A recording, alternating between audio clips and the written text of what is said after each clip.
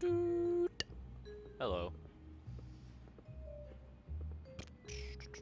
So yeah, disclaimer, Comcast is shit and might have a few drops in connection. Hopefully very few. Please pray for that. And yeah, let's just roll with it.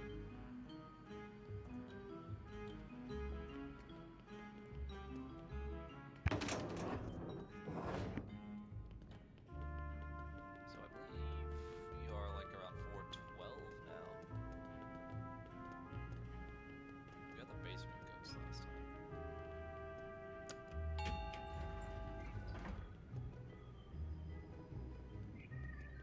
I feel like we've gotten all the mechanics, right, available to us.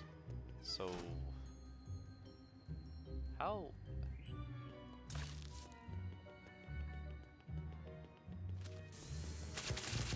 The question is, how do I get this gem over here?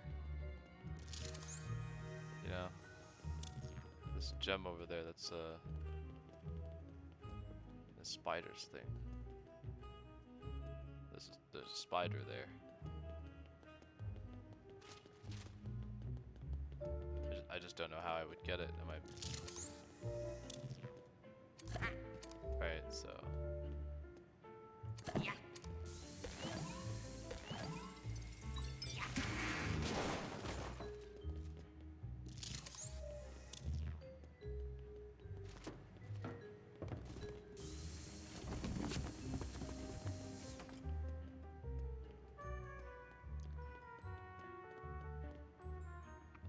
Can I break that wall? No idea. Also, am I really quiet? Do I need to turn this up? What mic is this on? This is on the correct mic. So, hopefully this is better now. Also, how's the game been? It's been pretty good. I like Luigi's Mansion 3. But again, I have more fun with games if I'm sharing them with people. So, like Sword and Shield, if you remember last year, definitely would not have had as much fun with that game as I did if I wasn't streaming it to people. That shit was lame. Can I break that wall? No idea. Realistically, how would I get up there?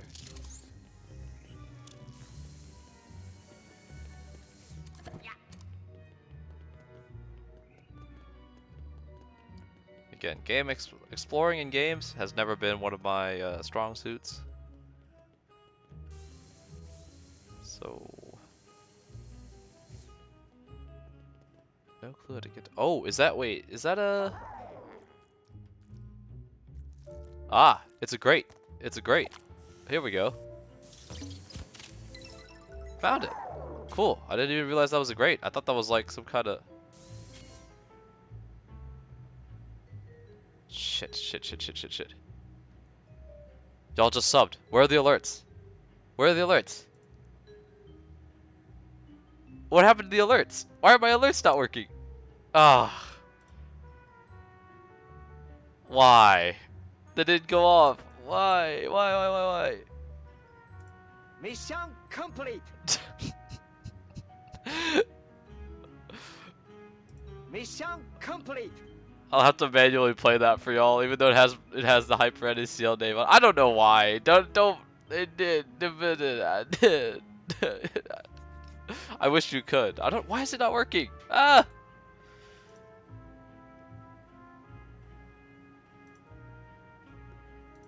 Oh, you know what?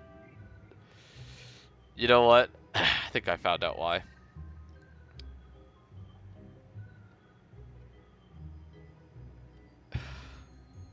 Gosh darn it!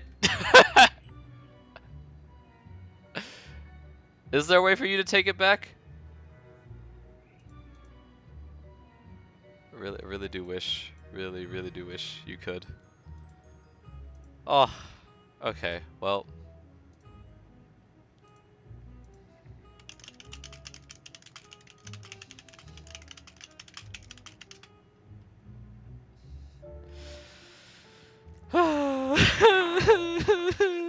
Why why did it work? Well, I know why it worked. I know why it didn't work. I had to enable something that I didn't have enabled and didn't realize I didn't have enabled. But thank you, Hazel Christie and the Smitten, for your Prime subs. Greatly, greatly appreciated. Welcome to the Balding Militia. You are now Salt Lieutenants. And how to say Prime subs. Prime subs just hit different. What is the spectral catch? This level is called the spectral catch. I don't know who's catching what. Why is it spectral?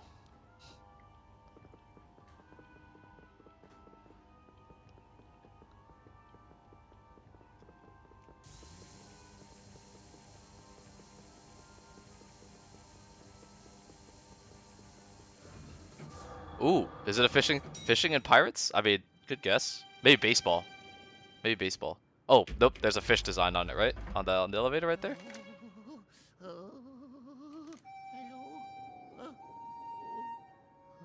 I also see a ship in the mirror over there. So, actually, good guess, Hazel Christie. Good guess.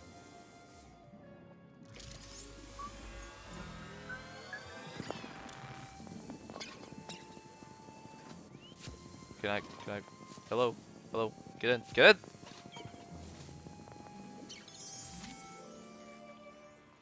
So, what do you do? You're just a money ship. Oh, hello. Gosh darn it.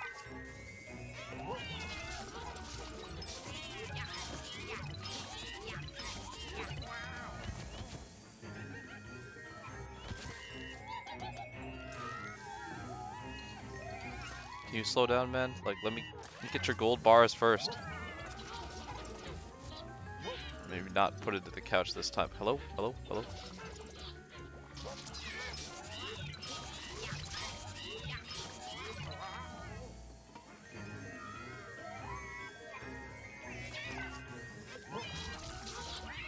Alright.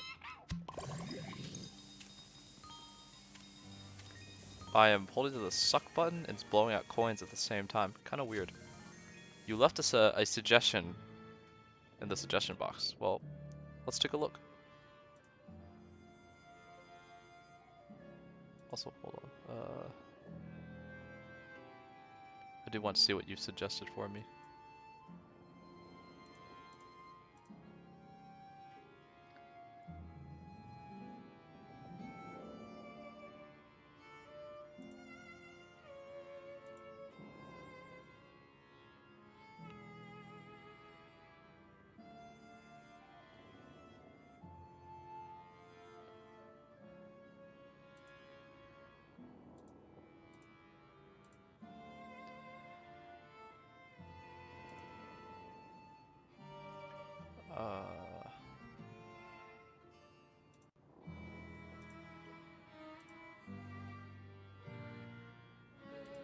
This takes a really long time to load. Jeez. Internet garbage?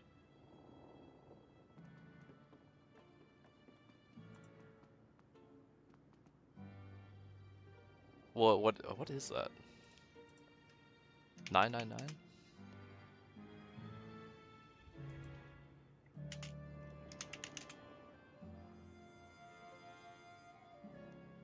The DS game?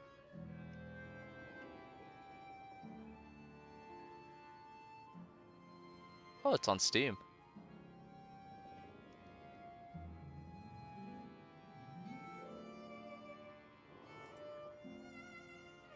Huh.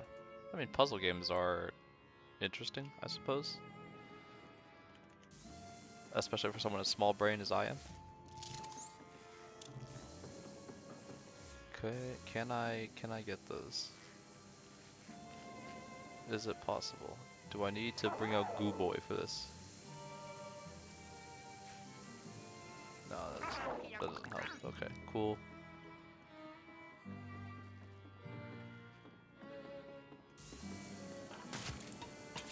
Guess let's focus on this game for now. Oh, that's something.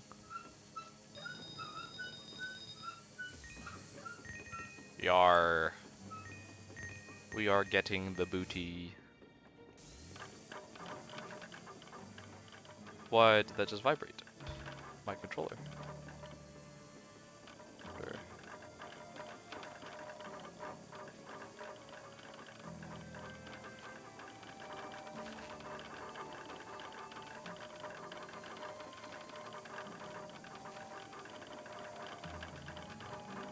Weird. Okay. If I press this button, what does it do?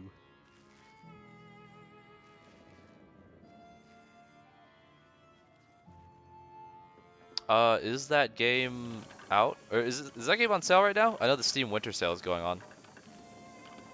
If it's on sale, I could look into it. Although I have a lot of games stockpiled right now that I could be playing on stream. I'm not gonna lie.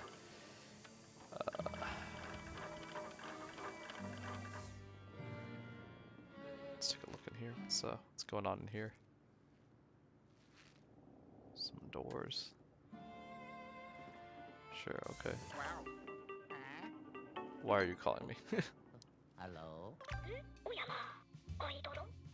Wow. Wow.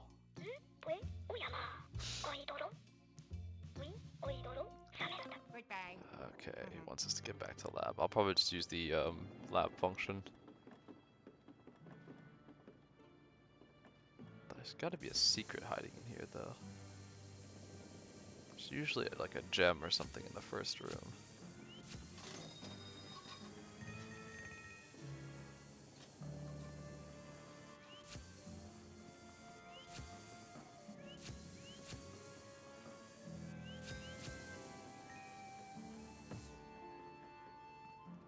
Okay, anyways, back to the lab it is.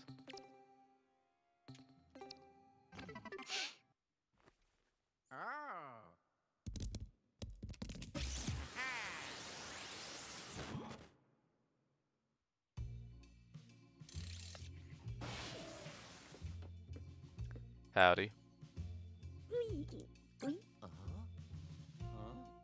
What? おいどろほっほっほすくすくウィソースーさん Ooh. やぼやぼほっほっほ Wow. So one of the dudes I spent all that effort into rescuing, you sent out again and they got kidnapped again.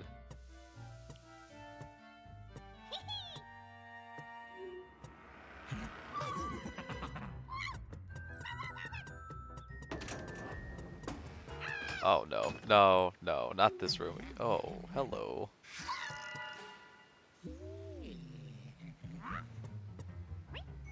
He's locked in. Yeah, he just jumped in there. Okay.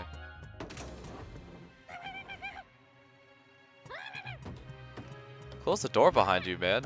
I mean, I know they're ghosts, but like...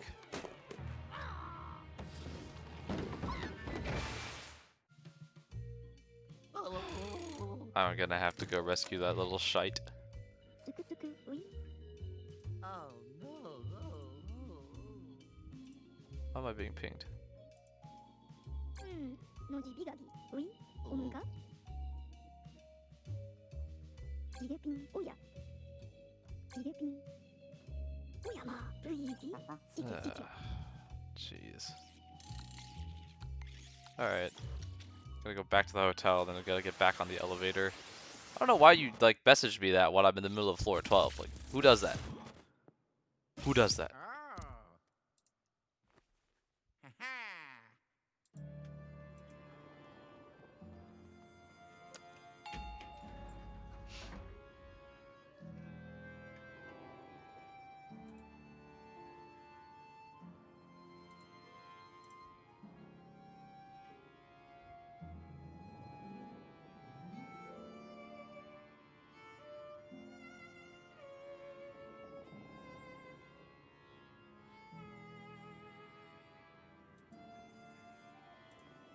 Alright, hopping in. Alright, this will be a long elevator ride.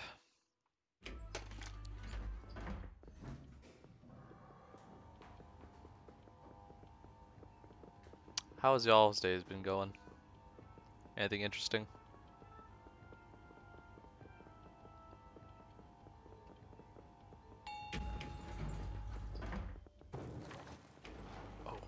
just realized something. I need to check that real quick.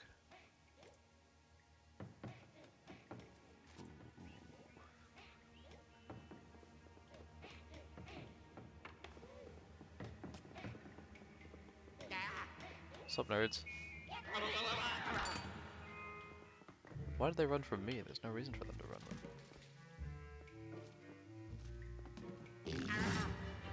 Oh, not again, not again. Enough with this. Hello? Can you... Is this supposed to auto track? Hello? Where are you?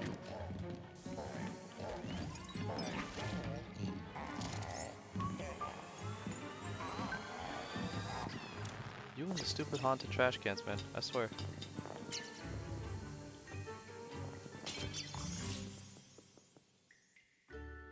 Oh, yes. Okay, so that expires in...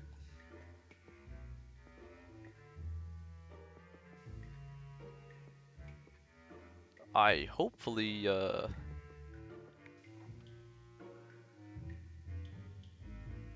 I got some streams expiring in a bit for Pokemon Desolation. I have the streams exported to my YouTube channel, so it's not like I lost the footage forever, but... I need to get my highlights in from that. Yup. Need to go do that.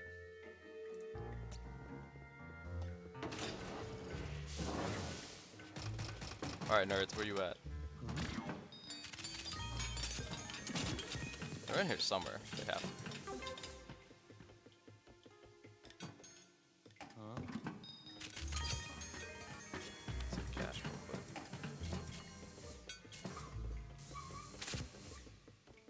We got some more wanted posters over here. Here they are.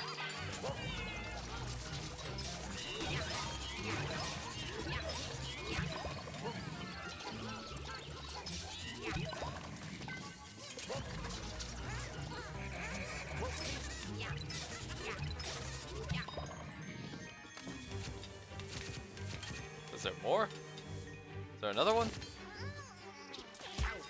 Ow. Did not appreciate that bonk to the head. Not a fan. One more. There we go. Oh, good. Yeah. Alright, so go through here.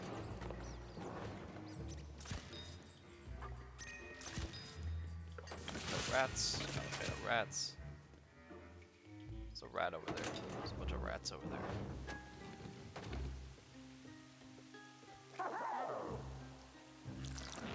Alright, go, good boy.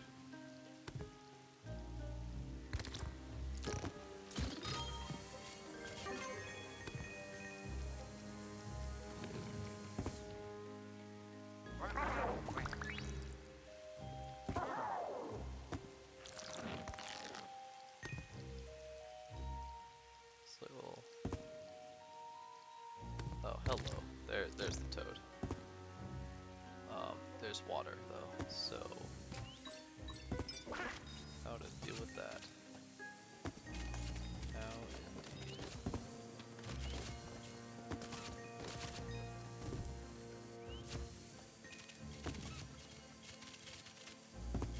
Oh, there's a lot of this stacked cash up there.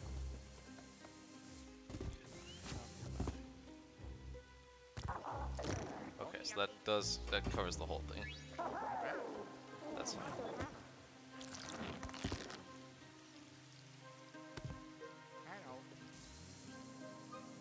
Oh, I didn't even realize there was a valve here. Alright, cool.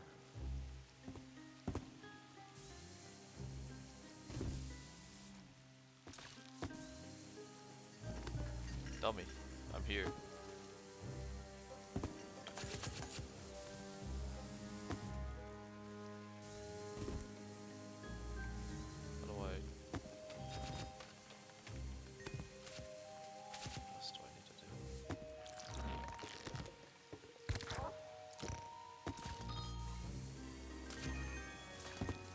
Can't run, you stupid rat. Alright, if I spin this the other way. Yeah, I thought so. Grab the wrench.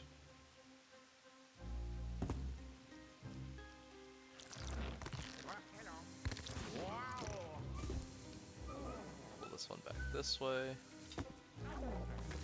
How would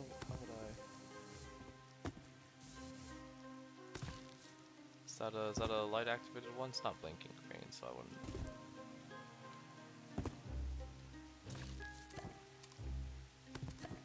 Oh wait, what if I? There we go. Wait. Really?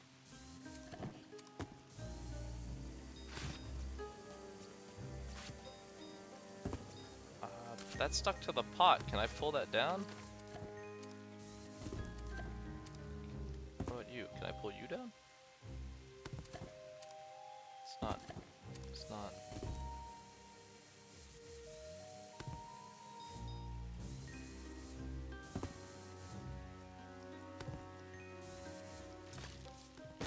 There we go. Forgot I could do that.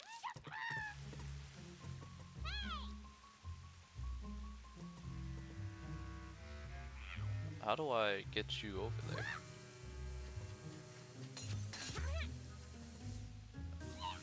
Oh, here we go. Toad cannon.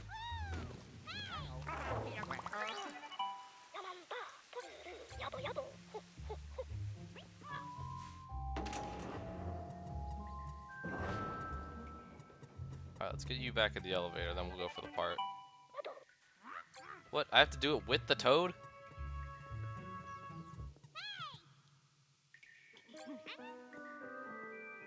Yeah, it's not gonna be that easy. No way. Alright, Goo Boy. Your turn.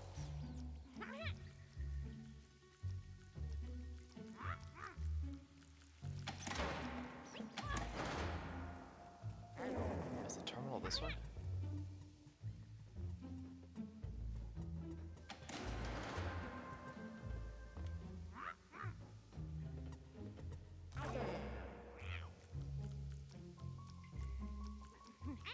I'm actually gonna have Goo Boy run this one, and no, just in case, because I don't want the toad to like be stuck over there for some stupid reason.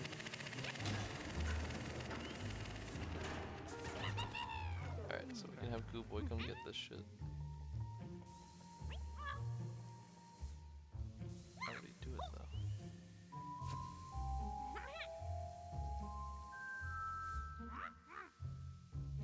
Is there a way to...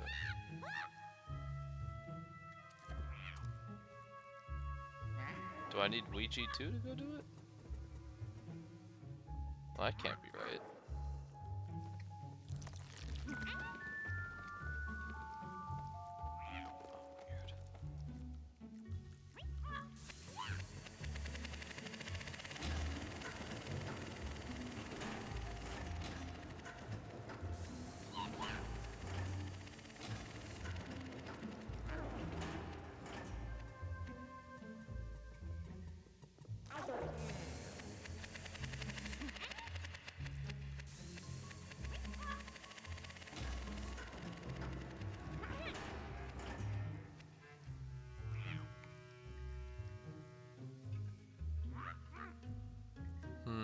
Oh.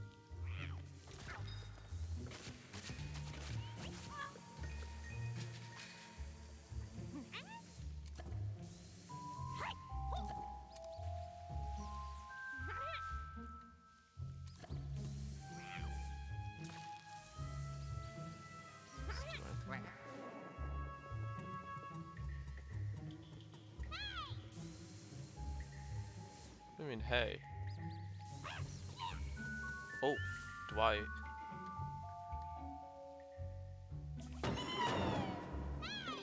Got it. Got it. Got it. Got it. Got it. Got it. Got it. Got it. Got it.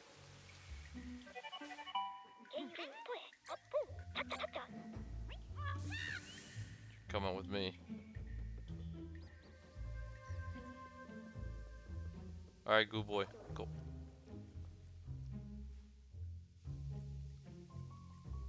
Bring us home.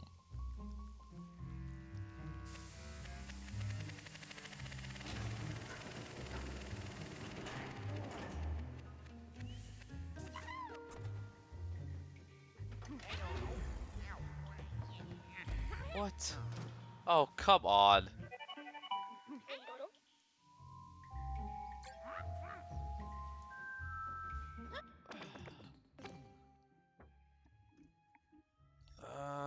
Huh.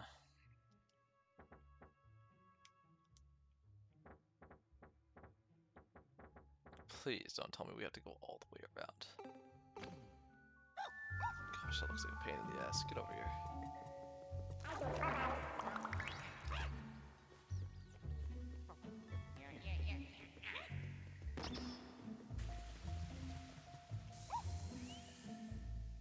Nothing here. Oh, that guy just teleported. Hello. Hello!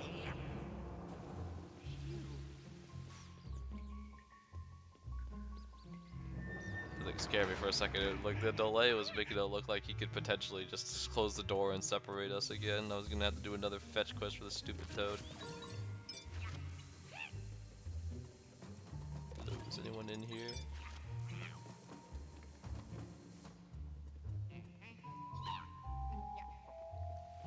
Let's make our way to the top. I think there might be an exit here or something.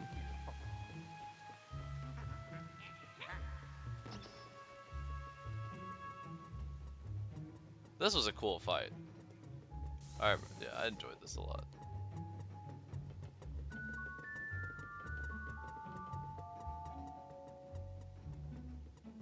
Hold on. This looks like a hole over here. Go, good boy. Go. Is that not a hole?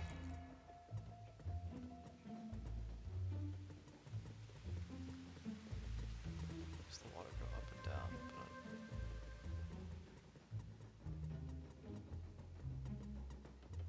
Is there nothing here?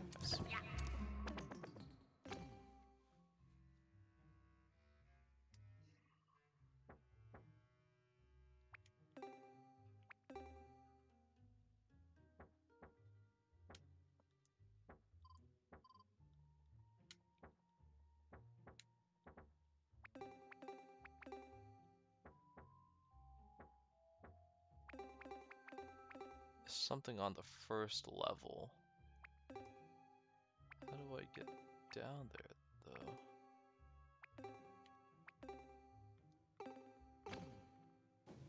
Alright, that's annoying. Alright, you go down there, okay?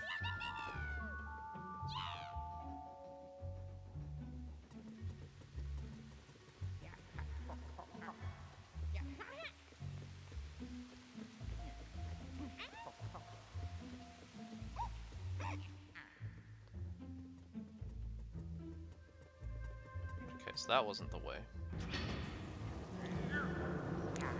Gosh, my tongue feels so weird right now because I tried to drink some broth earlier, some soup earlier, and it was still hot, turns out. I thought it was cool. It was not. And I burned myself. So now my tongue feels really weird.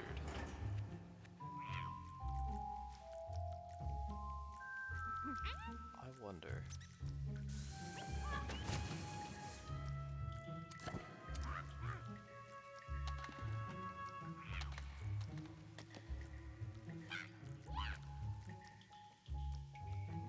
Stop walking, gosh.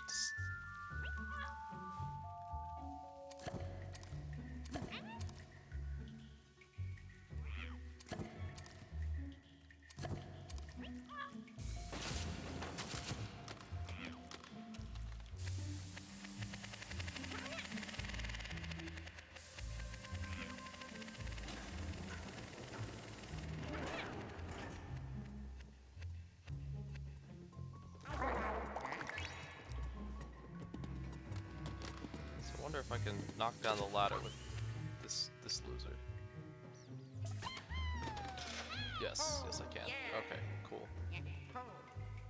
Get up there. Go, move up. Gosh, darn it, man. What is going on?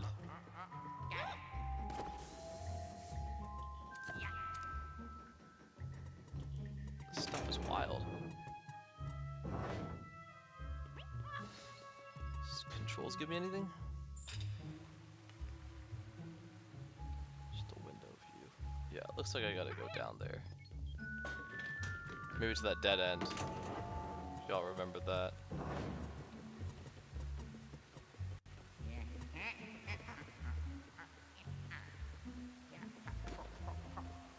Gosh, This toad does not take fall damage. That's crazy. There he is. There's...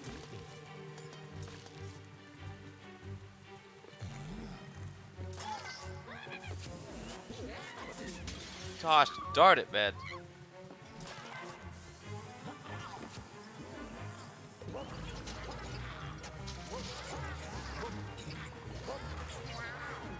I would like to...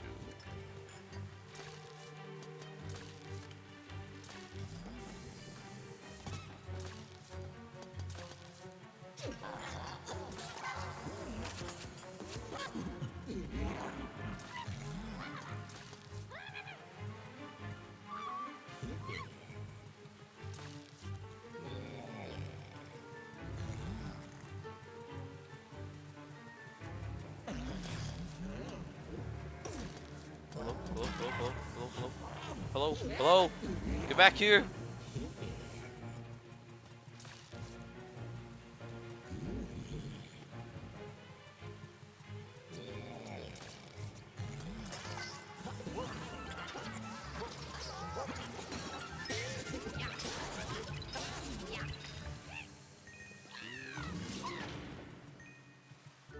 Let's get the hell out of here.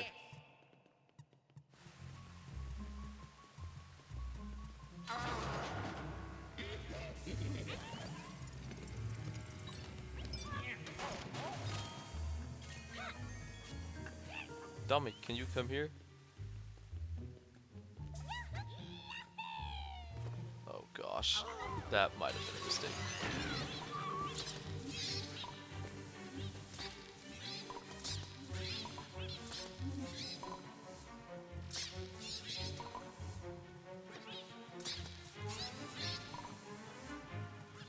What the? Where is he? How did he even get in there? Oh gosh darn it.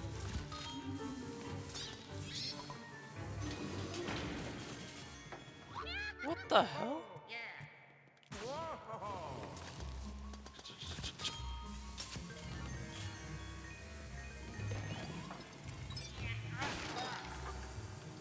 One of those things is gonna have an actual crab in it on my life.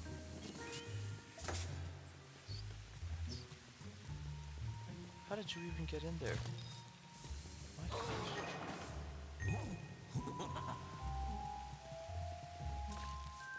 Can you look up, look up, look up? There we go.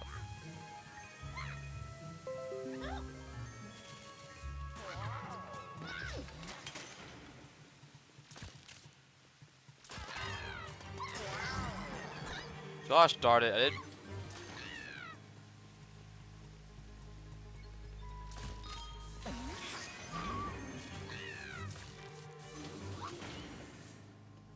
Huh? Huh? Huh?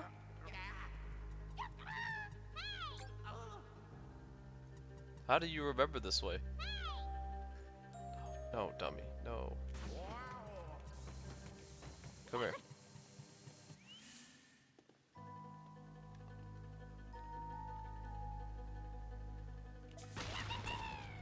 Gosh.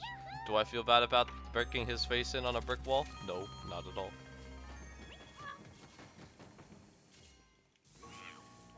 Oh, also, let's see here.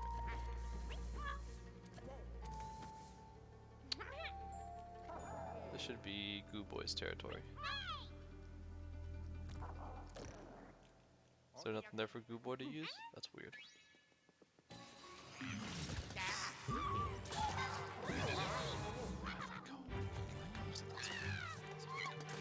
my gosh.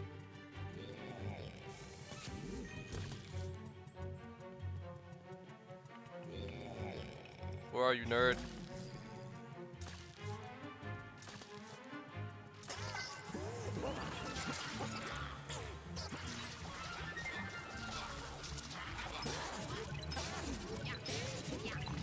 There we go.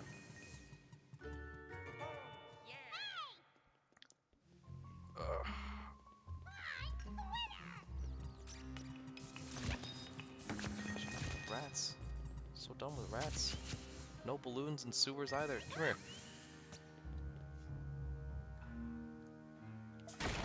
Alright, yo, it does freak me out though. That. How do I get up there? What does that do?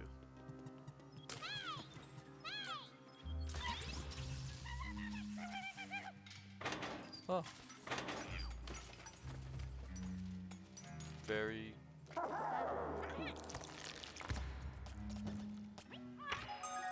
Have Goo Boy investigate this real quick.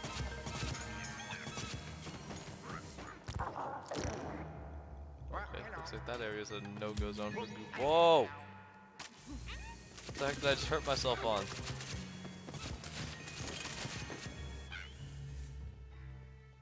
Alright, you're going up there whether you like it or not. Really? He said it had no...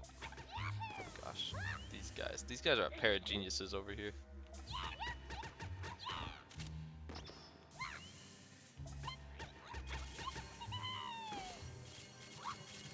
Toad pinball. It's my new favorite pastime, really.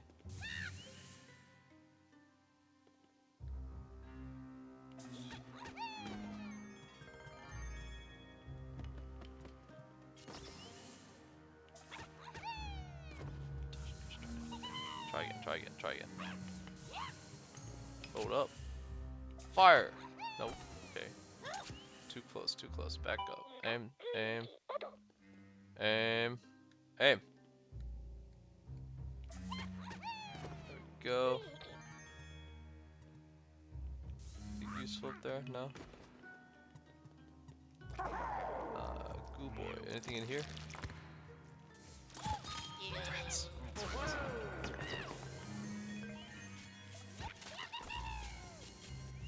I'm gonna sneeze. I'm gonna sneeze. Ugh, gosh. Crikey. Okay, can you stop that? Gosh, this controller.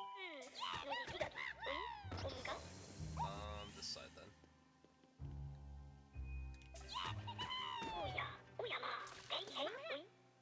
Alright, homie, anything up there? There we go. And you can teleport. That's awesome.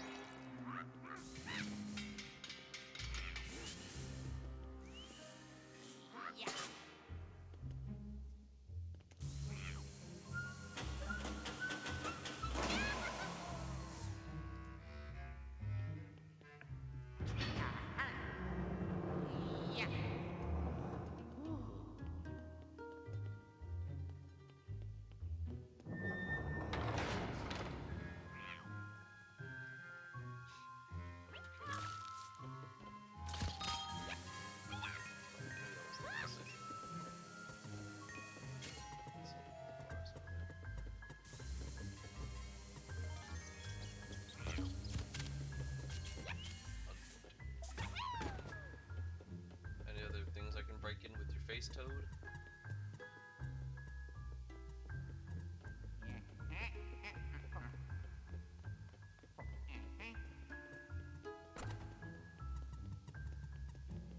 That wall right there. That's definitely in your face. There we go.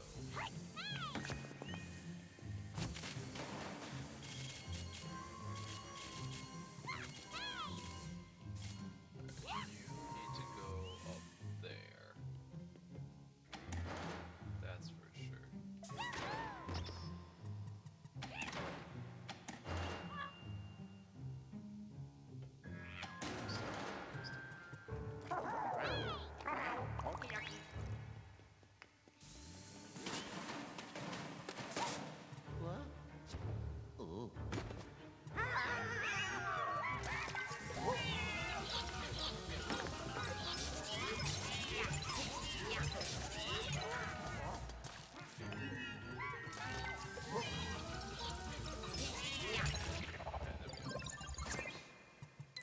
The wrench.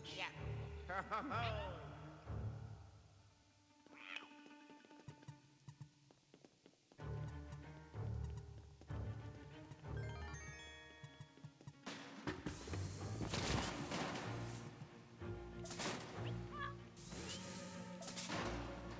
making art.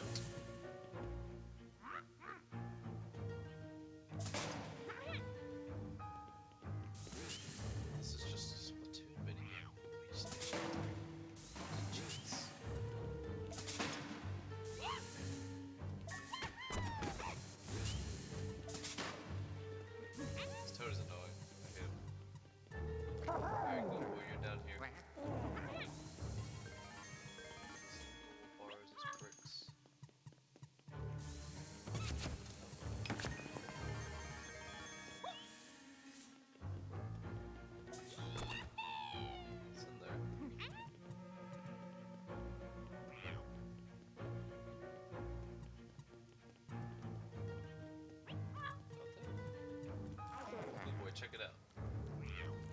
Okie dokie.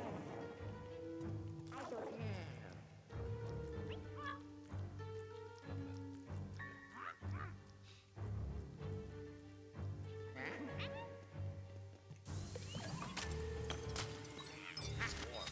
So grease.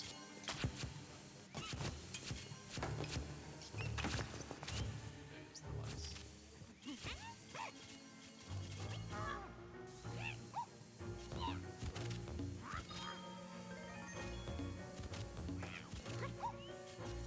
Can you stop getting in my way, homie? That's what all you toads do is just get in my way. Yeah.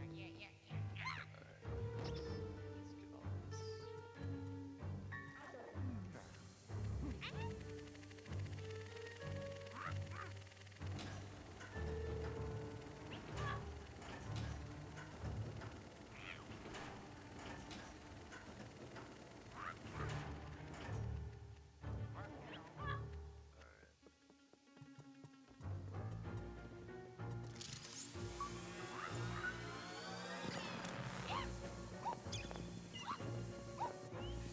Let's get on this.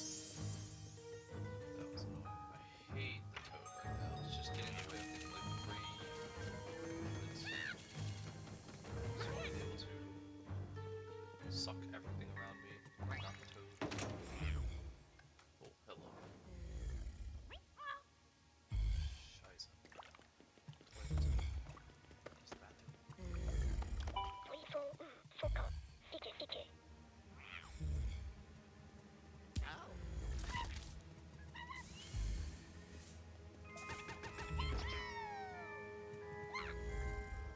So this is the room down there.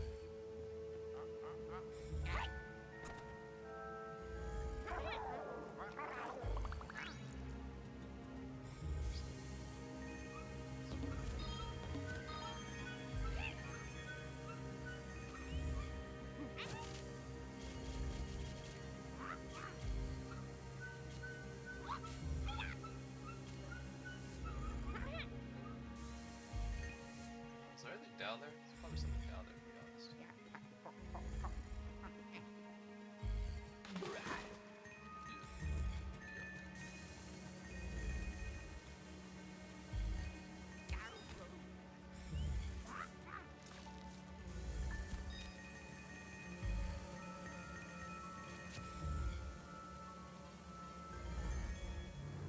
There's gotta be a gem back here, right? Something's hiding over here. Has to be. Yeah, just put hidden outposts like that over there and don't put anything in them. Why would you do such a thing? Anyways.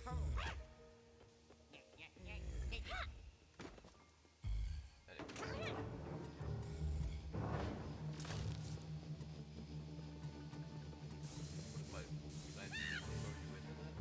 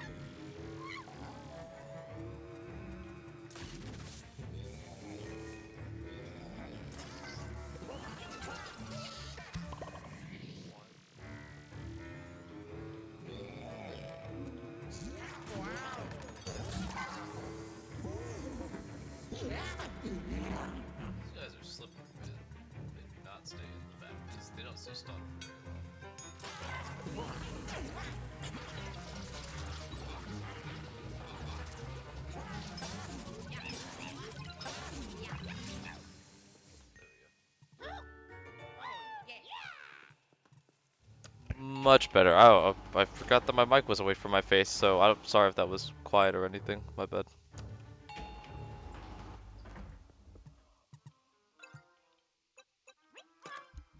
Alright, going up one.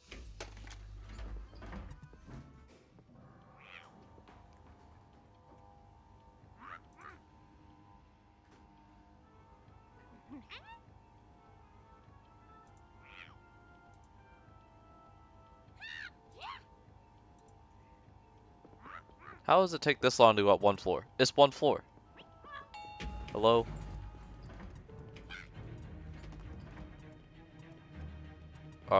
We got ghosts in the hall too?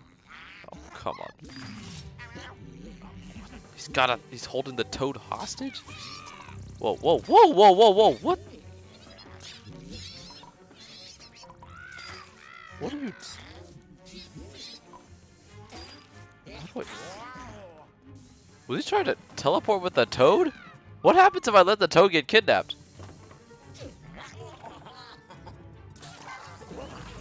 I'm honestly curious. I'm curious to know what happens. Do I have to go chase him down to another floor? Now that would be a pain.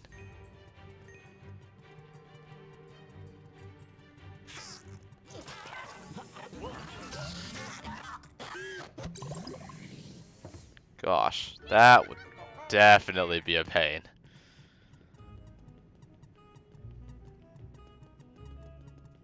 The purple ghosts are probably the most annoying ghosts, I would say.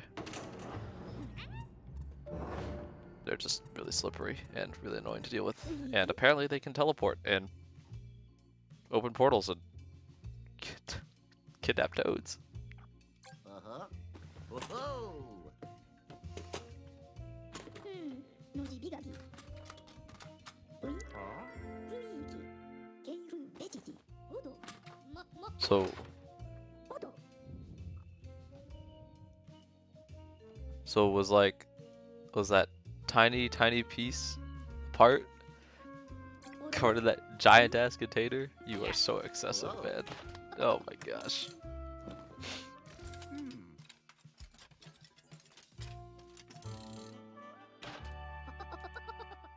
I wonder how much that thing must weigh on your back. I've gone hiking with like... Was it a 60-pound bag, I think? 60-pound bag when I went for like a 2-week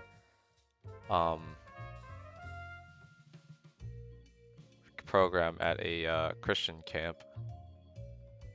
And we spent like a week camping in like Central West Texas. And while we were hiking around that area, we had to like carry I think a 60-pound bag of like kitchen supplies and food. I say kitchen supplies, it was like pots and pans and shit, you know, to cook food with. Yeah, carry all that around. Any other supplies we needed. And I had that strapped to my waist, as well as my back. And it was fine. But I wonder how much that would weigh on his back, honestly.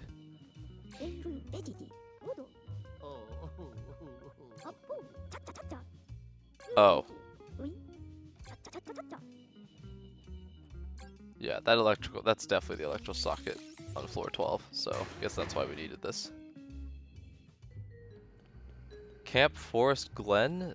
No. The name of the camp that I went to is called Camp Choye, out in Lake Livingston.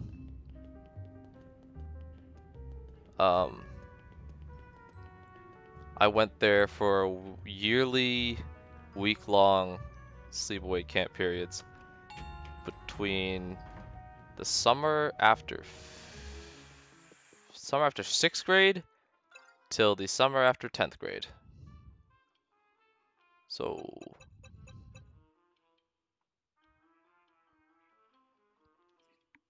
7, 7, 8, 8, 9, 9, 10. Yeah, about 5 years. It was either the summer after 5th or the summer after 6th that I started, but I got the little special necklace they give you for reaching 5 years as a camper. It's a nice cross with like white and red on it. If I don't really wear jewelry like necklaces that often, but when I do, definitely one of my personal favorites because I had some good times at that camp. Definitely some really weird and crazy times there.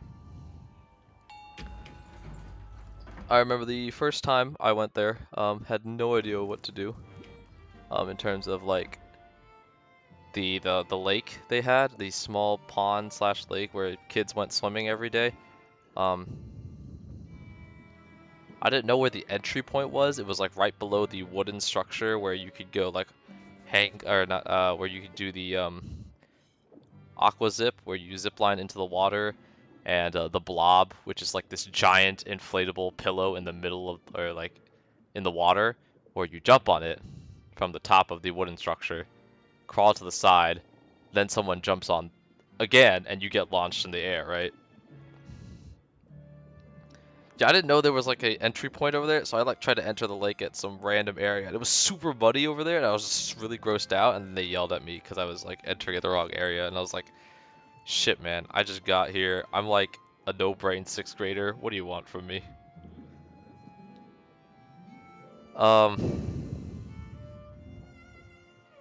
That shit was funny though, in hindsight.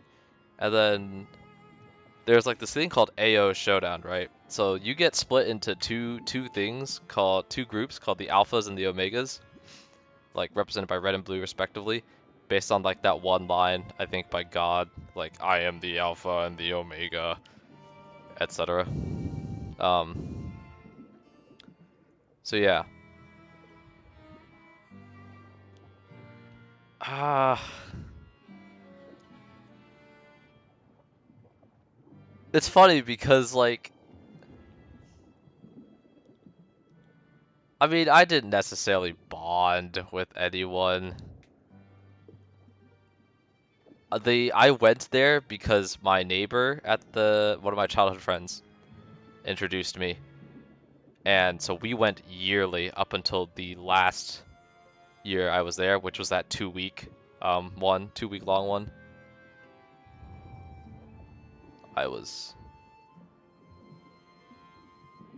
really sad that he didn't get to go with me on that one, because that was, I mean, not to say that it was life changing or anything, but that was like I'd never done that before. I'd never gone camping for a week. I hate camping. I hate nature, the outdoors, and like doing that shit. It's just not me. But it was an interesting experience. Got to step out of my comfort zone. No showering for that week, by the way. Gosh. Uh, uh, you have no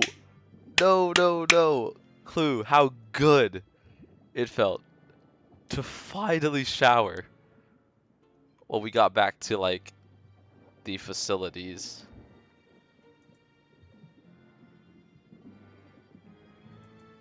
I was just, ugh, that was something else. Thankfully, my sense of smell, pretty garbage, I would say. Or pretty inconsistent. So, like, I don't think I would, like, if we all smelled like shit, I didn't notice it. I don't remember noticing it.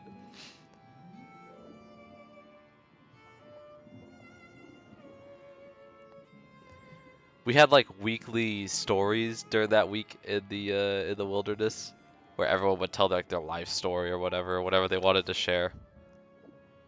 Um, I spent that entire week trying to come up with like my own interesting one to like get my story straight and like make it as entertaining as possible. But I was like, again, after like it's the summer after 10th grade, I was a loser, really cringy. if I had recorded that and played it to myself, I would be like, I would die from cringe. I think it was something else. Yeah, I'm pretty sure on the inside, everyone there was probably looking at me like, you are a weirdo, Xander.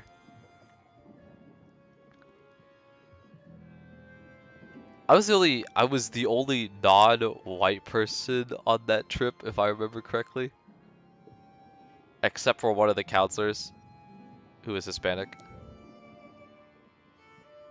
But like in terms of the campers, all the other fellow just graduated from 10th grade people, all white. So I don't want to like assume the worst, but based on how I was back then and based on how like teenagers are, high schoolers are, I bet they were all like cringing at me. I think I was like a fucking weirdo.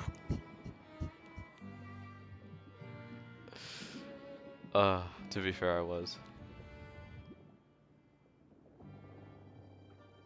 I learned I hate couscous on that trip. Don't remember what couscous is. Just it's like how do I describe it? They're like little balls of something, and we had that for breakfast one time, and I was just like, ah.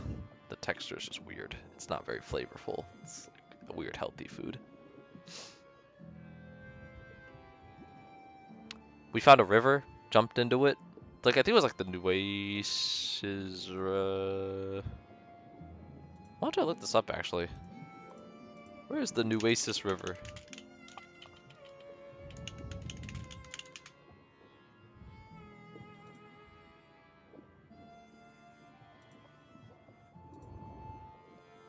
Pull this up on maps real quick.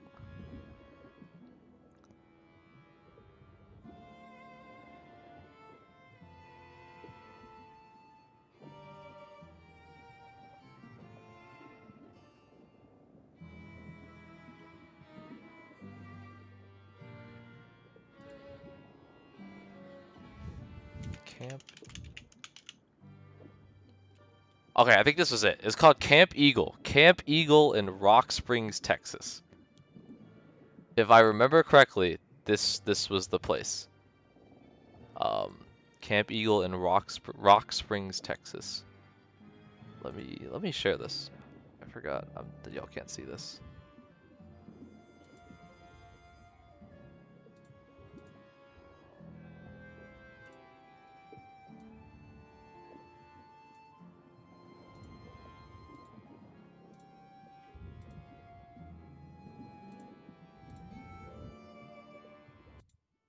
Yeah, so right here.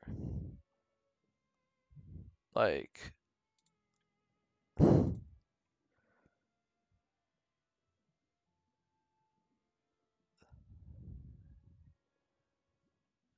keep zooming out. Keep zooming out. Whew.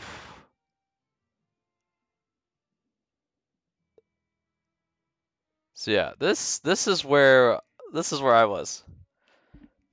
Camp Eagle. That's Rock Springs right there. We were in this area. Um, and just for reference on where Camp Choye is, it's about over Conroe. Where's Livingston? Livingston's over here. So this is about where Camp Choye is. Somewhere over here.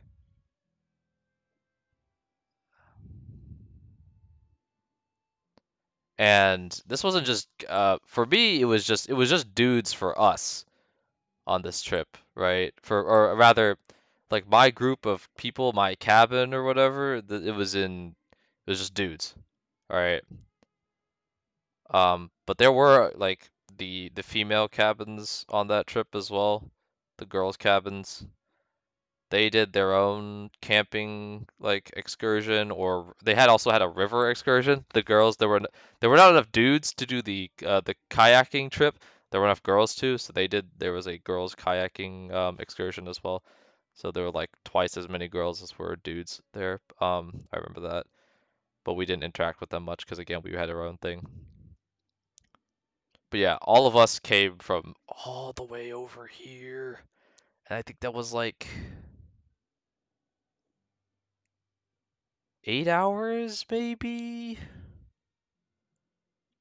Cause think about it. You have to go from like over here, maybe stop. Oh, hey, I didn't realize. Maybe we went up through Livingston, through Huntsville, College Station maybe, up to Hearn, Milano, Rockdale, Thorndale, into Austin, out here, and then maybe down. Either way, it was a long, long, long bus ride, and I hate road trips. Road trips suck. Road trips are awful, guys. But yeah, that was a. Sorry for the tangent. I don't know if y'all like mind it or not, but that was a interesting time indeed.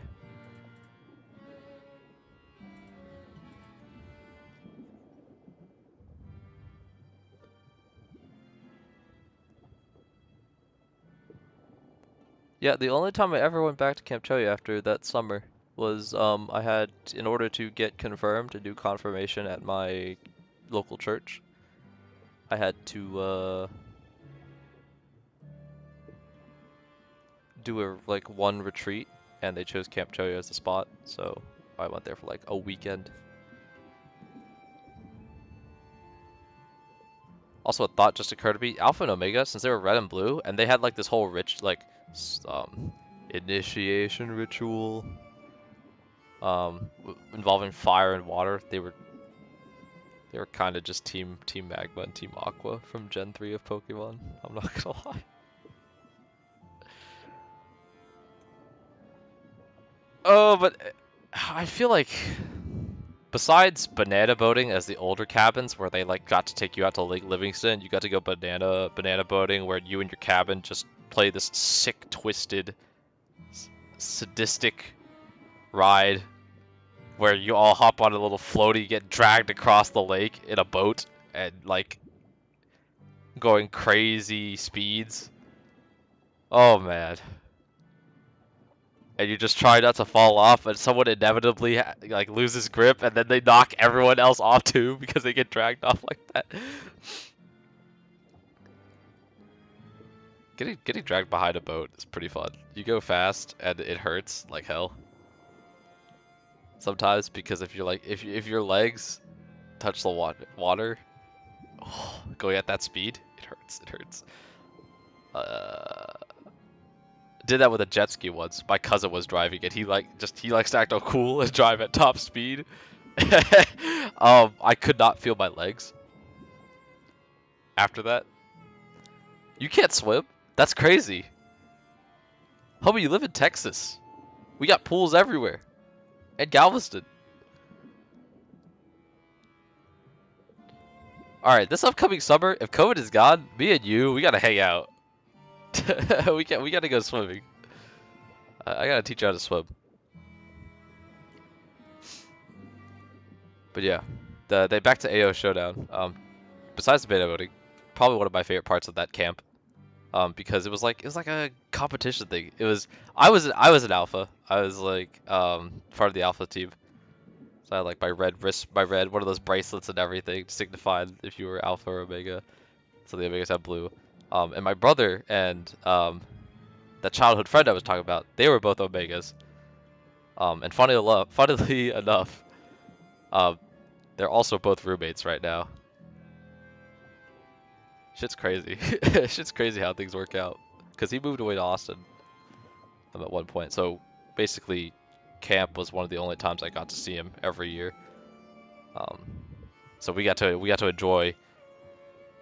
You got to request cabin mates usually. So me and him would always request each other. He couldn't be with my brother because he was a year below us, and they try to keep people with the same age together. So me and him would request each other. in the. I'm gonna, by the way, put these to charge in here while I'm like just talking. Just so they don't run out of batteries. But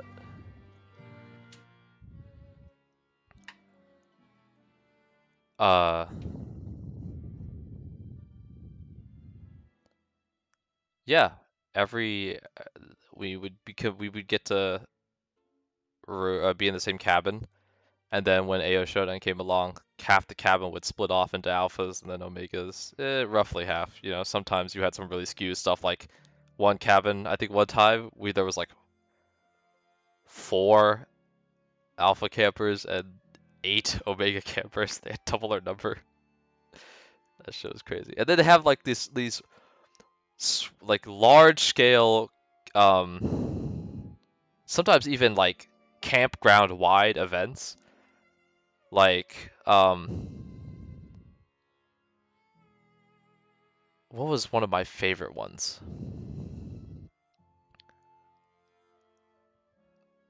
I would have to say either Luck of the it was called like Luck of the Draw, I think, and there's a variant of it called like Zookeeper or something, where we had these people called work crew. They were like basically the guys who cut the shaft in every possible situation. They had to dress up in like colorful costumes so you knew it was them, and then hide and run around the campgrounds. And for Luck of the Draw, um, they were holding poker cards, like large, oversized party like poker cards, right? And you would have to chase them down, catch them, and then take one of their trade cards with them and try to build like a hand, like a really dope hand, a poker hand, right? And then like turn it in at the end of the round to like the admins or whatever, and they would like give you points for it. And then for Zookeeper, they were just animals, and you'd like some animals were worth more than the other ones, so you would have to run at them and chase them down. And then if you were caught, they would give you like a some kind of indicator to say, hey, they caught me. So and then you turn it in at the end. Okay, tally the points or whatever. That was one of the fun ones because they were hidden all across the camp, so you would have to like go from one end to the other searching for them. Uh, there's Paint War, which was like you always had to bring a like 2 sets of clothes, 2 sets of dirty clothes that you would like be fine with losing forever, because usually Paint Wars was the Friday AO Showdown event, and y'all would just maul each other with buckets of water balloons and paint, and then try to dye the enemy team's like white flag or white sheet your color, like some whack ass version of Splatoon. And then the other set of things that you would need is like, because it was crud, there's a thing called Crud Wars where they had weekly, or they every day had like a night event, and the night event for Wednesdays was usually Crud Wars. Everyone had like a barbecue out at the giant field or clearing at the back of the camp they called the lease, and there was basically a obstacle course filled with mud, and you would just get absolutely destroyed in that gauntlet, caked in mud. It was fun doing it, except when the mud got on my mouth, and then also when you had to clean off and you just stood in line because all the other cabins were there too. And everyone was just like caked in mud, and it was a gross feeling, but like it was fun. Um, it was timed, by the way, so you were timed as soon as you started. You were timed until the last member of your cabin finished, and I think there was only one point in time where I won with my cabin. I think it was like my second to last year there, I want to say. No, actually, no. Now that I think about it, I think it was that my final year, the 2-week excursion year, that cabin 2B, I believe. We won that time. a good run.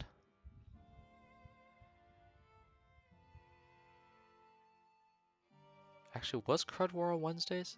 Might have been Thursdays. Point being, it was at some point. It was like, it was a set time during the week. Uh, what else was there? What else was fun about that place?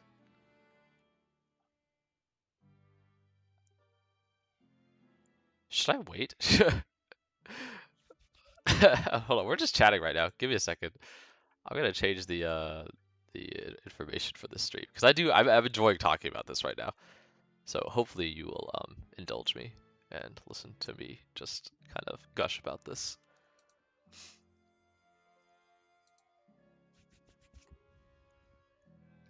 But there was a thing called Man Night for all the dudes.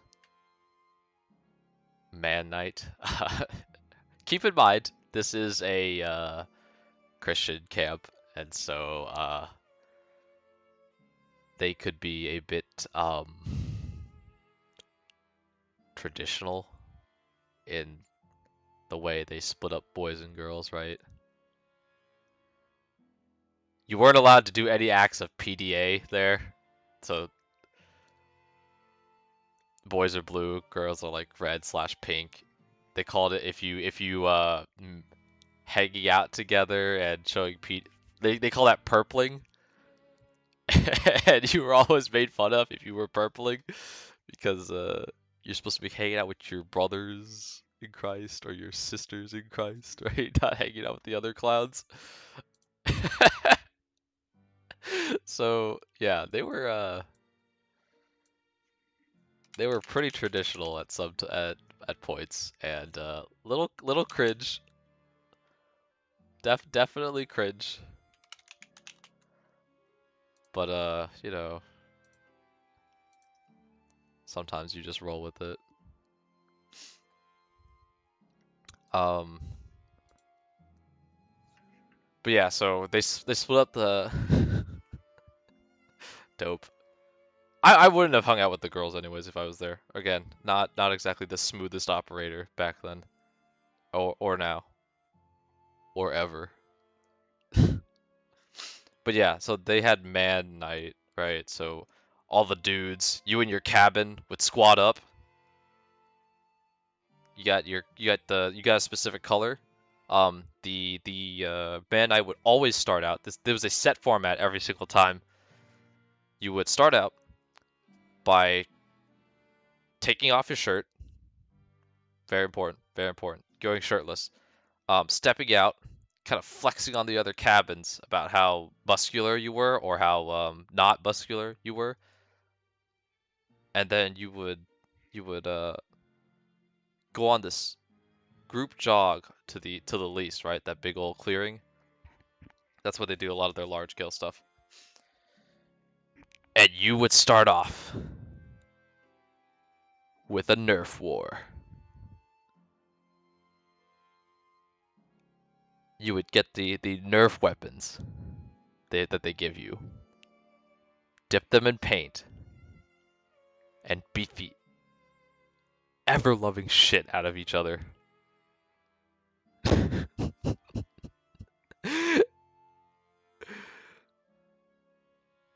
And that was definitely one of the highlights of every year when I went. I know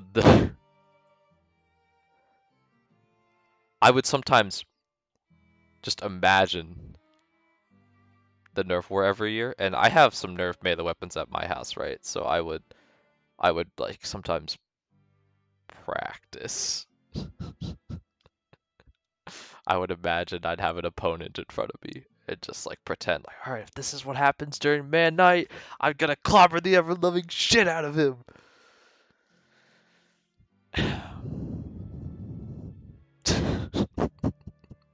I'd practice with my brother and my friends sometimes too. It was goofy. It was goofy. But yeah, the first year I was there was a gauntlet. You started. It was like your cabin versus another cabin. You sent out 3 dudes in a 1v3 in a best of 3 1v1 format. and you'd have a duel, and it was like, kind of like kendo, I guess. Like it's like 3 strikes and you're out. If the opponent manages to land 3 strikes of paint on you, you lose. And then like every other year after that, because around that time, I think Hunger Games got kind of popular. It was a Hunger Games match. You had these dudes called the Immortals. They were like counselors wrapped in black paint, and you couldn't kill them. And they would just be like arbiters. Like if you were cheating, they would slash you. You'd just be marked in black paint for the rest of the evening. But then the rest of the time, it's just like Hunger Games. They would throw Nerf weapons all over the pitch or the lease, and you would just run, grab one, dip it in the buckets of paint lying around, and find the nearest person and just whack the shit out of them. And if you got caught, you were dead. That was a 1 strike thing. Oh, I remember another rule. Is if wherever the paint landed, you lost that body part, right? If it lands on your arm, you can't use that arm. If it lands on your leg, you can't use that leg. If it lands on your torso or your head, or you don't aim for the head. Don't aim for the head, otherwise you get eliminated. But if you aim for the torso, and you get hit in the torso, I think you died. If you got hit in the torso, which is kind of weird considering how big the torso is. Like that's a pretty big hurt box. But yeah. I remember this one year.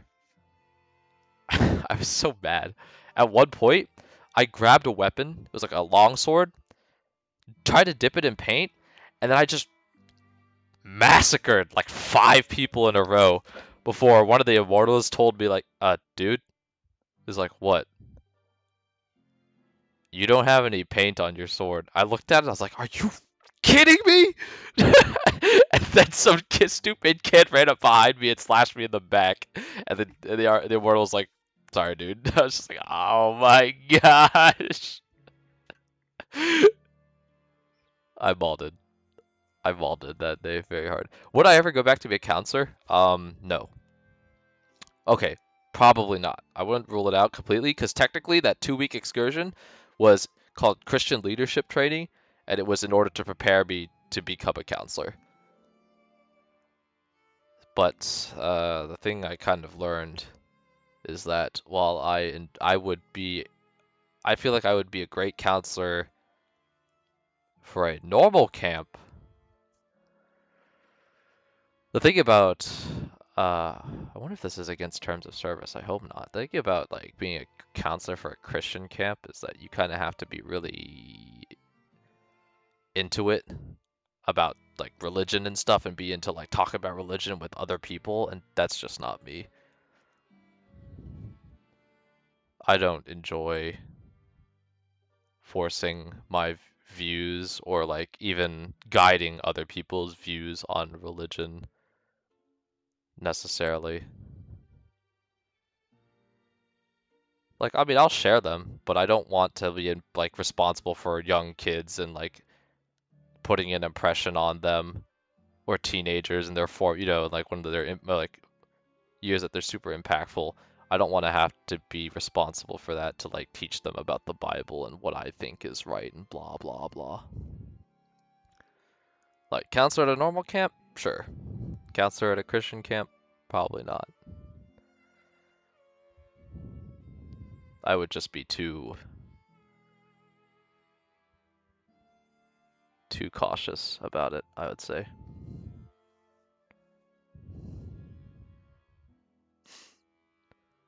But yeah, that was man. Oh yeah, and then after the Nerf war, you would have this big old barbecue feast, and then after the barbecue feast, you would like, oh, you wash your hands, and by the way, you have to eat with your hands. No utensils provided. You just grabbed potatoes and sausages and all kinds of meat off the table and just no no no no no no no. And then root beer too. I know some of y'all hate root beer, but root beer, got that, super important. Not in the cans, those old-fashioned bottles. And then after that, you would have like sports matches, soccer, football, no basketball because we're in the middle of a bunch of grass. Flag football, ultimate frisbee. Some games that I never heard before, but like that involved 3 balls in play at once. That was crazy. Fun, but crazy. because it's really chaotic. 3 balls at once, right? It's almost like Quidditch in a sense from Harry Potter because of all the moving parts. And being the like not as athletic kid that I was, I got tired at some points where everyone else was still zooming. At some points, I was just like, hey, I gotta sit out. I can't keep chasing these 3 balls at once. And yeah, the reason I brought up before like how traditional the camp was too is I kind of it was kind of weird. I felt that I don't know what the girls that go there, the types of girls that go there, how they felt, but I feel like some girls probably wouldn't enjoy ladies' night, which is that happened at the same time as band night, obviously, but it was like for the girls, right? But from what my sisters told me, because they also attended the camp and they got to do ladies' night sometimes, it was kind of stereotypical, like a big old slumber party environment. Play cheesy games, gossip, chocolate, desserts.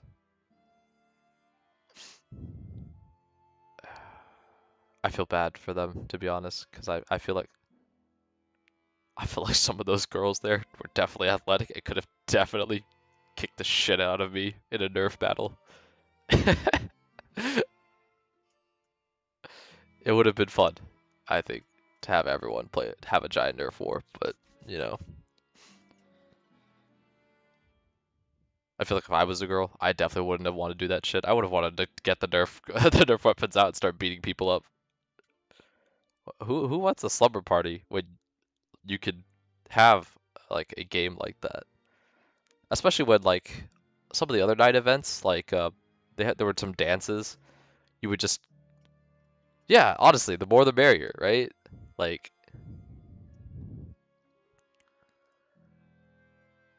but then again, and like I'm thinking like the type of girls that go there were like probably super or rather probably conservative, probably taught that they weren't like supposed to do that kind of stuff, maybe not into it.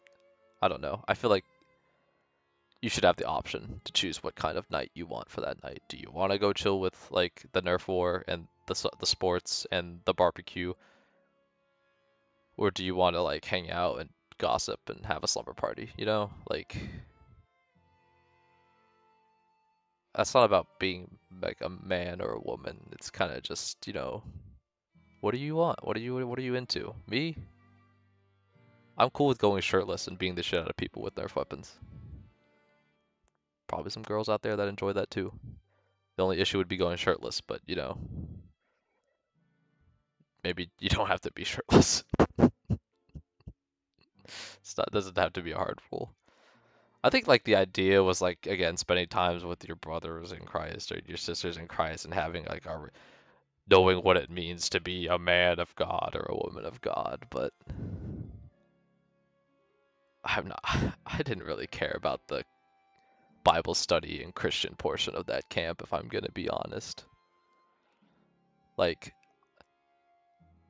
I participate in conversations about that when I'm in this environment just because so people know that they get this like vibe that I know what I'm talking about. I did the same thing during like the classes for confirmation. Basically, all the kids around me were busy on their phones, not paying attention, and then the instructor would come ask me a question, and I would be able to give like a basic answer, and then a little more of my own like thoughts, and they'd be like, "Oh, dude, you're like the smartest kid ever," and I'd just be like, that just shows how low the bar is. I didn't do anything special. It's just all the kids around me don't know what they're talking about. So when it comes to stuff like that, I would like participate in Bible study and like talk about it a bit, but I didn't care for that stuff at that camp. I was more there to hang out with my childhood friend and enjoy the more fun events. Oh man. There was that one night. There's a night event called Lockdown and similar night events where basically like you would go out after dinner, after the sun had set, night had fallen. It was really dark out, and there would be some kind of like lockdown is the one I remember specifically. And so basically, what would happen is that you would find clues hidden in these different locations of the camp at night. So you and your counselors would be walking around with like headlamps and stuff, and trying not to be seen by the jailers who are walking around. It was just like work crew and stuff. And the jailers are motion sensitive, so as long as you didn't move in front of them, they wouldn't catch you, basically. Like that was the rules. If you moved, then you were caught and you were sent to the basketball court and you were kept in the prison, right? And I forget what the method was to releasing everyone. This was a team effort, by the way. Like you cooperated with all the other cabins to get the clues and then unlock like the vault of ice cream at the dining hall. But yeah, so you would get there's sometimes you had the ability to the counselors since they all know each other, by the way, because they do this the entire summer, not just the week you're there. They all know each other. They like coordinate and say, all right, you guys, you're in charge of freeing anyone who caught. You guys are in charge of getting the clues, etc. Um, and so rescue squad would go save the people who were caught and then take them out. There was some method. I don't remember the method. But yeah, that was night the night event like that was one of my favorite games to play because I got to dress up in all black and go creeping around in the dark. And I don't think I've talked about this last stream on Luigi's Mansion about how contrast for certain places you go is really cool. So like normally you see the camp during the day, right? But creeping around the camp at night is like a whole different experience. And it's just crazy fun. And so I'd be like doing some like I would just be really really hyperactive in the dark. I got to wear like if some of y'all have seen my Reaper costume, I would basically wear something similar that I had back then when I was smaller. Um like a black cloak with a hood and just be creeping around like that. And so when the jailers come by and they flash you, right, in the bushes and you're just standing still, you just have this they see you. They see you in like this cloak and they just freak out. It's like a super nasty surprise when they see that. It's a good time. It's a good time.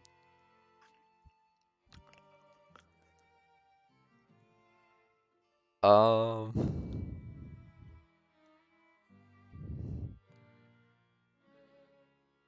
any other fun stories I have from there? Oh, so the first year, I had 3 counselors in the cabin. Their names were I remember Jimmy and Craig. We had a third one. I think his name was like Hunter or something, or Kevin. Hunter or Kevin is one of those. They took us out to the lease again, that big clearing at night, in order to have like a Bible study session, and we all like talked about God and everything out there, right? And then I know Kevin/Hunter had to leave midway. So because he had to like go get his medicine or something, right? So he dipped. So it was just Jimmy and Craig. We're standing in the middle of the clearing, and keep in mind like this is in the middle of like countryside Texas, right? Like, so not a lot of lights. You can see the stars and everything, but there is like towers with like those blinking red lights to tell like so like airplanes know not to fly into them or whatever or something. I don't know why they're actually there, but um so Jimmy goes and points off to like the tower in the distance, and he's just like, "Hey, what's that?" And so all of us, all the campers, right, turn around. We look at the tower and we're just like, "Oh, that's like a telephone tower or something, a cell tower or something. It's got like the blinking lights." Yeah. we turn around because we hear a noise. Jimmy and Craig, grown adults by the way, we just see them sprinting across the clearing off towards like the cabins and stuff, and just abandoning us. They just ditched a group of 6/7th graders in the dark of a clearing. And so we were like, oh shit! And then we bolted after them. But like these are two fit dudes. They're fit. Hella like really athletic. So they left us in the dust. And so we got to the end of the clearing, couldn't see anyone, and we were just freaking out. We're like, oh shit, it is dark. We can't see anything. No one is there. And so, but we could see like the path, right, that leads back to the cabin. So we're like holding on to each other, just slowly creeping in the dark back to the cabins. There's this dude named Carl that was there. He disappeared, and we were like just freaking out, like, oh shit, where's Carl? And then we see this like white t-shirt in the distance running towards us, and we're like freaking out. It turns out it was just Carl trying to spook us, and he did.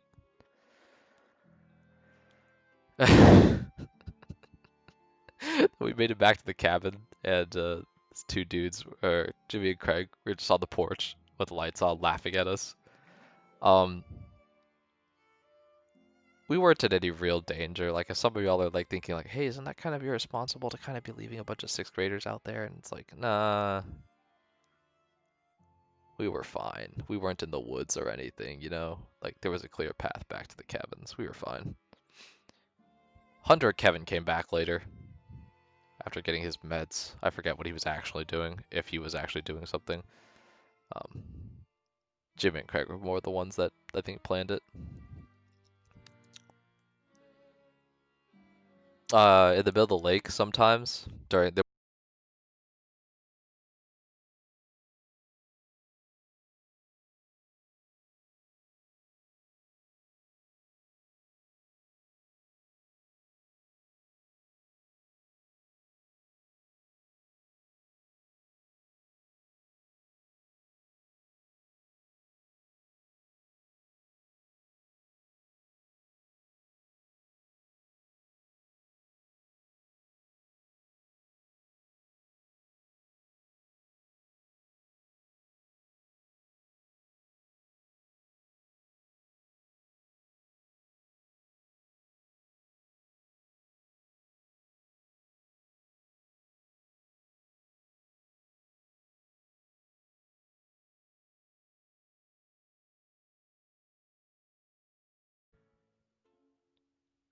Are we back?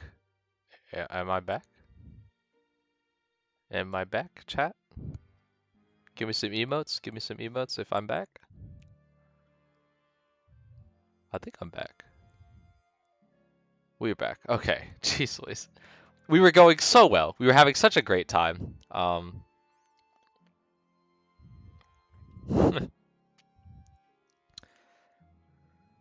But yeah, before I left off, I think I was saying that I was just having a really fun time recounting this. But yeah, there's this period of time called flex time that you got every day, where basically it was free time. You got to do whatever you want on the campgrounds. And the most popular option being the lake or the pond. It's like the size of a pond. They call it Lake Evelyn, but it was like basically the body of water in the center of the camp that everyone swam in. And yeah, get your life jacket, jump in, have a great time.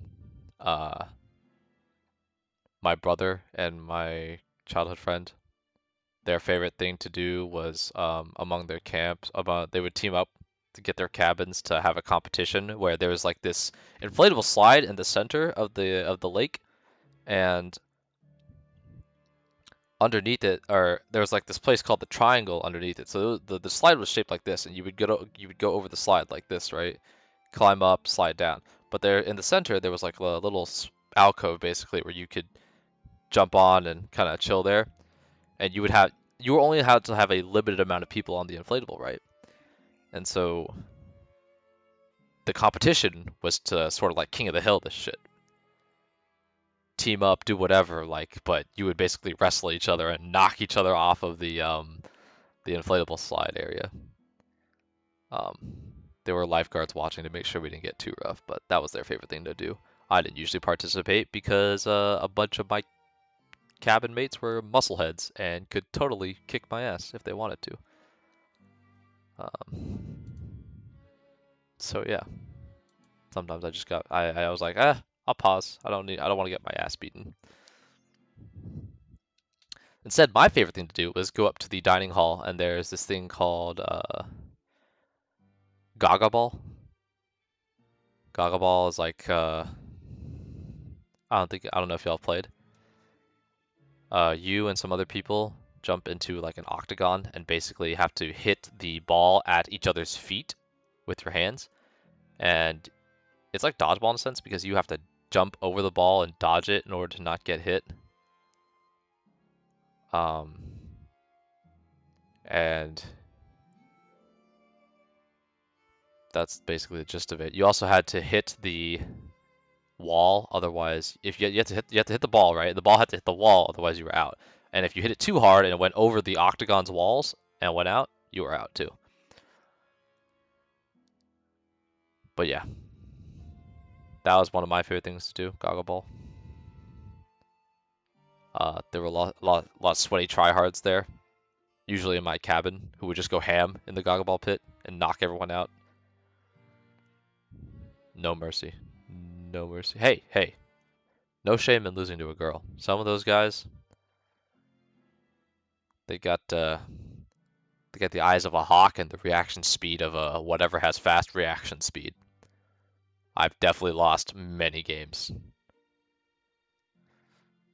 to people who happen to be girls. It's like, it's no shame, no shame. Skill is skill. But the real thing, besides Gaga Ball, that was at the dining hall that I was also really good at and also really enjoyed, was this thing called Carpetball. You have like this wooden setup. It's like a straight line, or like with walls on either side, and you would have a pit on either end that contained the balls, right? So basically, you'd have pool balls and the cube. They call it a cue ball, I think. Is that what the white ball is called? I don't remember. But each side would have like their own set of like 7 or so pool balls. Doesn't matter what number. And you would set them up in formation in this alleyway, right? And then you would basically have to try and with the white ball knock your opponent's balls into their pit, right? And I was a beast at that shit. I got like 30 wins in a row at some point, and everyone was like kind of, oh shit, this guy's crazy. And I got an award for it. So like at the end of the week, you would get awards for something you did at during your time there. Your counselors would like, hey, you get this award, right?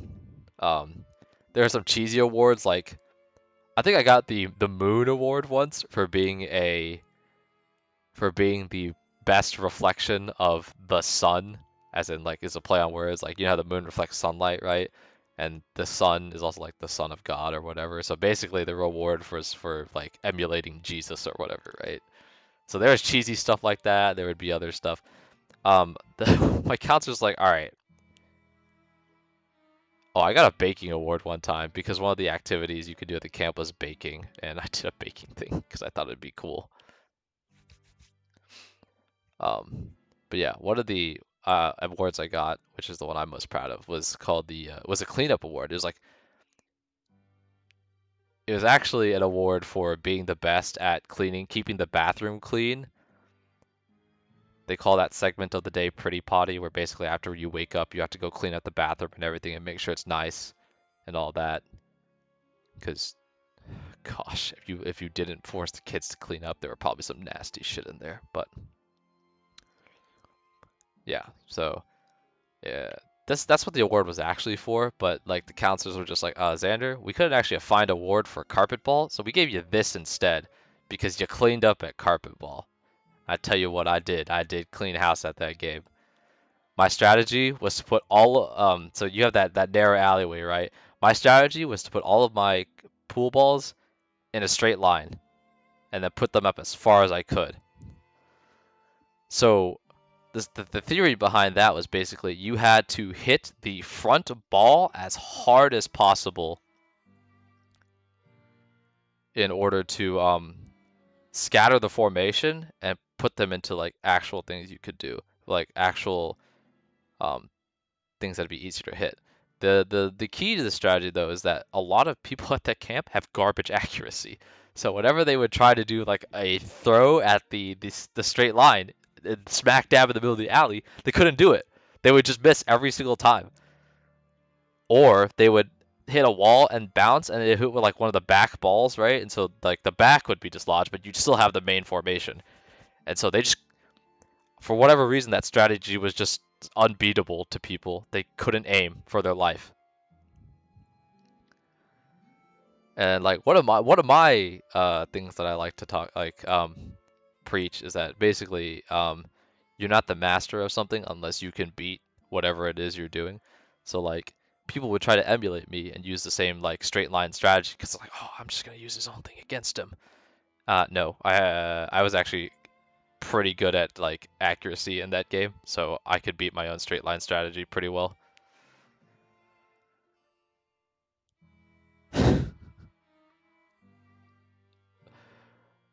I've always wanted my own carpet ball setup, to be honest.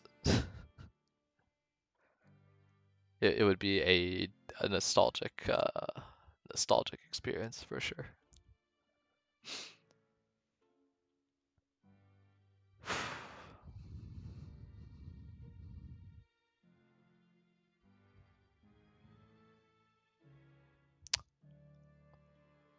Sometimes the weeks we would pick would be the week of 4th of July, so they'd have their little 4th of July celebration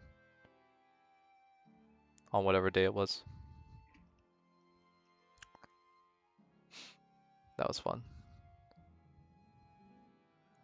That place, honestly, it's called a Christian. It's like a sleepaway camp, and you would think like, and it's got cabins and all that, but like those cabins are really nice, by the way. Like the cabins for the younger kids, those are like,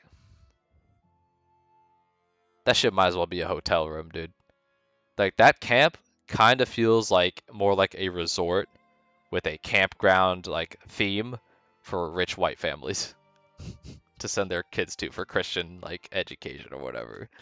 That's what it felt like to me, to be honest. When you look back on it, those cabins were really nice.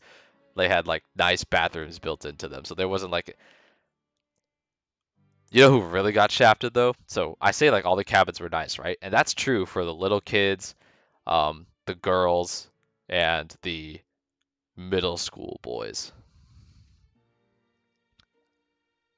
Yeah, this camp is really old, right? It's like from the 40s or something. So they got really old cabins too. And so you know who got those old cabins that weren't the newer ones? The high school boys. The high school boys got the shaft. They got the old cabins with like not great AC. Um, didn't have built-in bathrooms, so you had to walk to the outhouse. Um, those separated showers and baths. Let's just say the high school boys, that pretty potty section where you had to clean the bathroom, there was a competition, right? Basically, the during AO Showdown or whatever, you'd have people going around to every cabin, like judging how clean it was, how clean your bathroom was, and how clean your cabin was, right? Um, those bathrooms for the high school boys were impossible to clean. There are fucking bugs everywhere, spiders everywhere. All right. So let's just say the high school boys never want a pretty potty.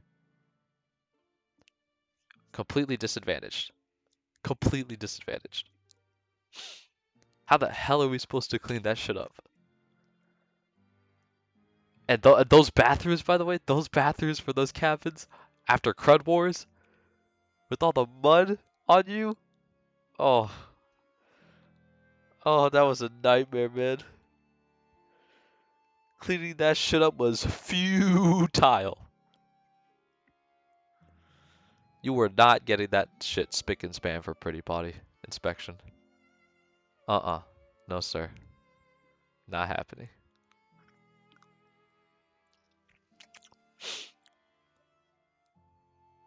Gosh.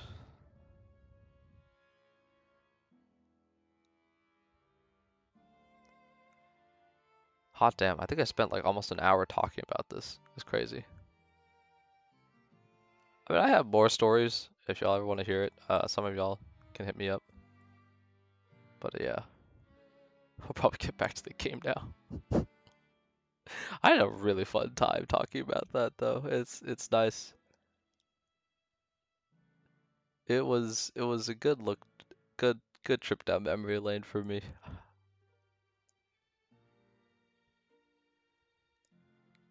What did you miss? Were you there for the story? I was basically just talking about my experiences at a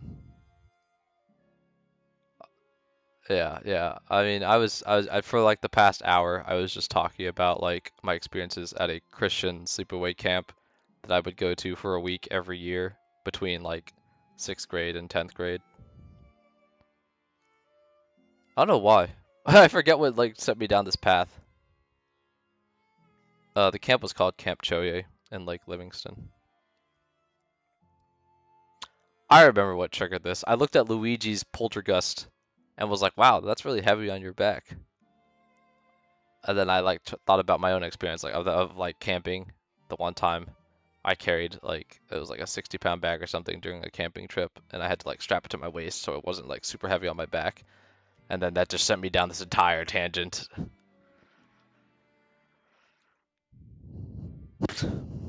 I appreciate y'all listening to me though. I wasn't planning on this just being a chat stream, but you know, I'm glad. Oh yeah, the weird Nerf fight guy, Rich. Oh, that was called Man Night. That night was Man Night.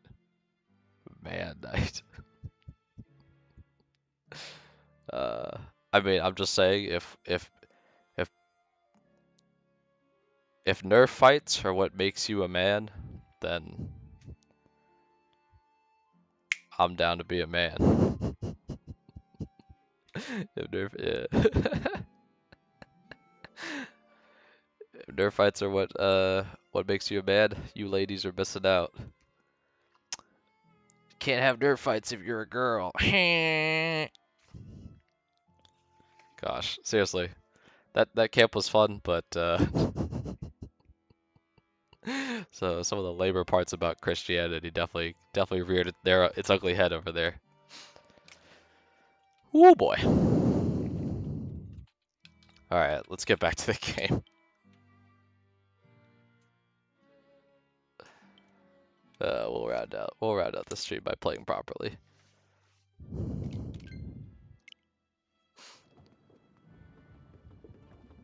I appreciate y'all listening to story time though. I hadn't planned, like I said, I hadn't planned on this being a story time stream, but I'm glad I got to do something that was kind of streamer-like, because streamers don't always play games and whatever. They sometimes just have sections where they just chat, and really enjoyed being able to have that segment for a bit. Yeah, I hadn't moved because I just sat there the entire time talking about it. Ooh, whoa, that's crazy.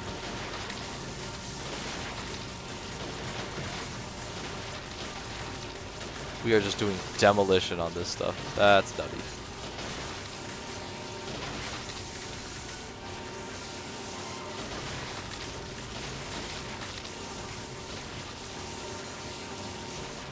Dang, this thing is so strong, it's cracking the walls back there.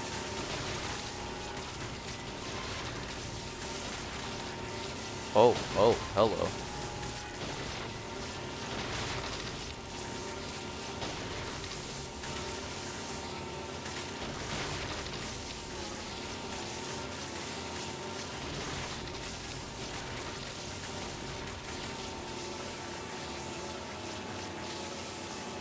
Seems like this is the limit. Can't walk that far without this outlet. What else can I destroy while I'm here?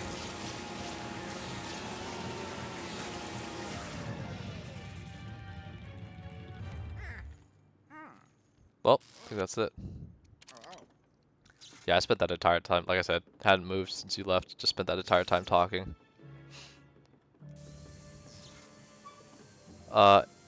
Is X marks the spot? What's going on here?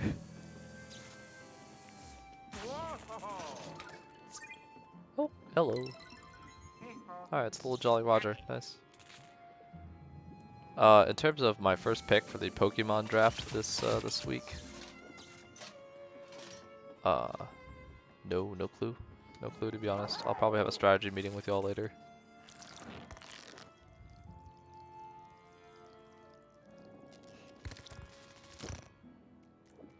So I actually haven't even looked at the tiers. So I'd have to analyze to see what changed and everything. I do have first pick this time, so hopefully I am going to excuse me, be wise and pick something. Honestly, Steela put in work for me last season, even got an award for it, but I'm not someone that enjoys like playing the same thing over and over, so if I played something last season, probably won't play it again. I don't know. Just not in my nature. That's the problem with me in competitive stuff sometimes, is that sometimes my habit of experimenting and wanting to do certain things to have fun conflicts with my ability to like actually play the game seriously and win. Where am I at? Disneyland? This is what? I'm just at some Disney Pirates of the Caribbean attraction. Why am I here?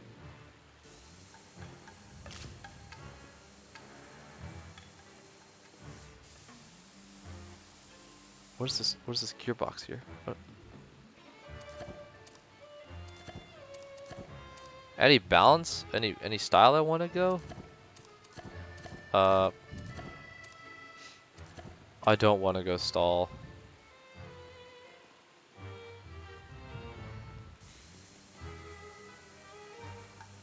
Stall, like, as much as, like, sometimes you have to stall to win, stalling feels so boring to play. I'm not here to be bored. I'm here to have fun.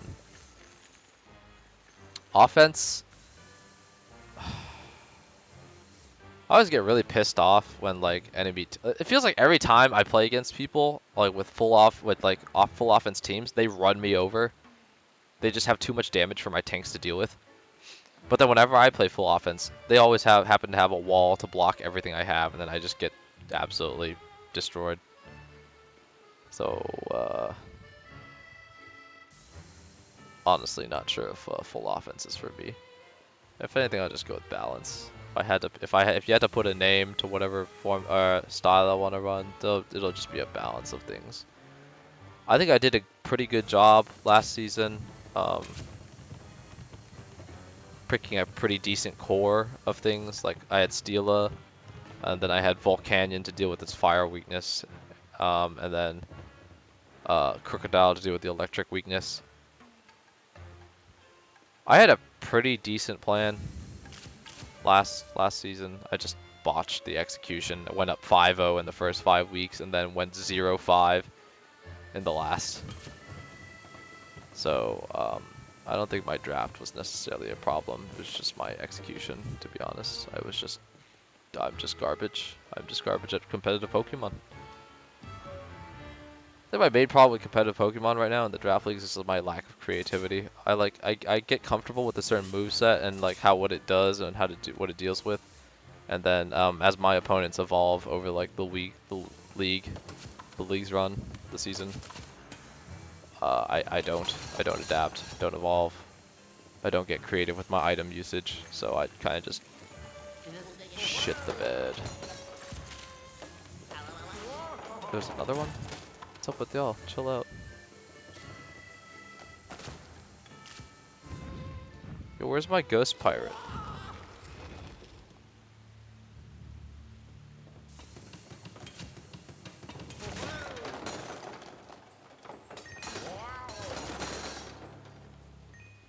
What's over here? This seems kind of sus.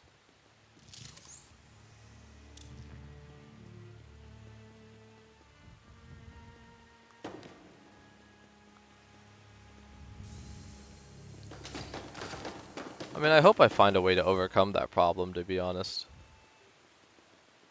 I really don't know what I would do to overcome it, though. It's not like I have people to do mock battles against and like test strategies against them. I don't have that. That doesn't exist for me.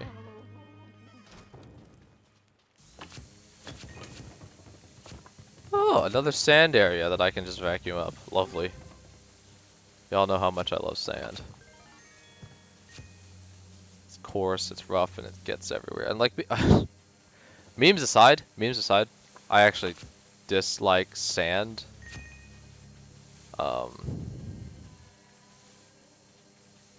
I mean, in terms of like the beach, like sand is the worst part of the beach, homies.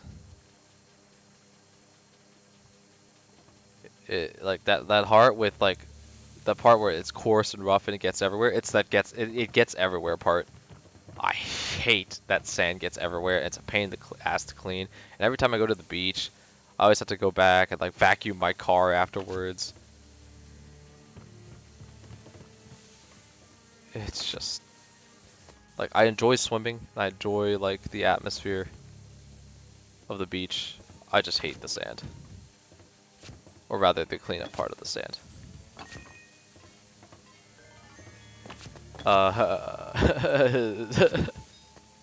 Is that the sand's problem, or is that just you not being able to clean up properly? Who knows?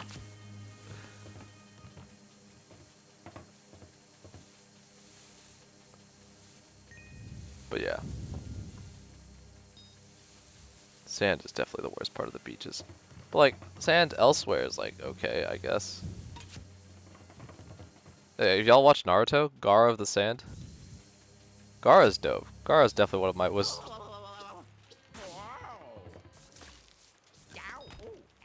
did I not? Gosh. Gaara's definitely one of my favorites from Naruto. The sand gimmick was really cool. I still think he's one of my favorite characters from Naruto. Homie, why do you have a Rice Krispie in that bag? Just clean up the bag. Are you one of those people that just never cleans out their backpack? I knew a dude like that in high school. His backpack was like it was like straight up a biohazard because there was just so much shit in it. Am I ringing this bell? Are we gonna summon a sea creature or something?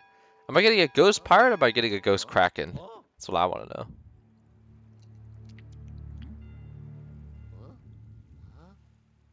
Yeah, I don't know, Drake. Are you gonna draft Yellow Lips this time?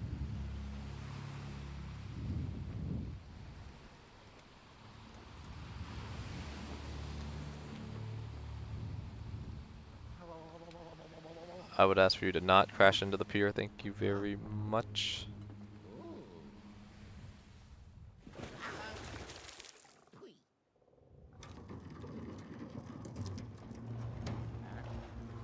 Not only does this remind me of Pirates of the Caribbean, this also reminds me of the Flying Dutchman from SpongeBob. Ghost pirate, right? Homie, this is your first season, like, full season. Just play it straight. Don't do a theme. Just play it straight. You don't gotta do a theme. Don't force it.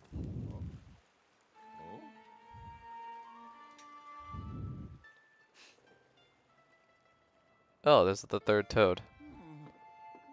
If you play a theme, you're just gonna kind of put yourself in like this box. Is it a shark? We get ghost sharks?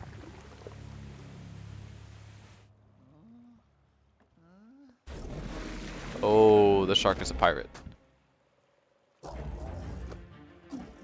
Oh, thank you for revealing that your eyeball is the freaking number. I appreciate it. Oh, hell. It merged with the ship. Also, pausing here. Speaking of pirates, by the way, congratulations to One Piece and its mangaka Eiichiro Oda for reaching 1,000 chapters. One Piece, my favorite manga of all time right now.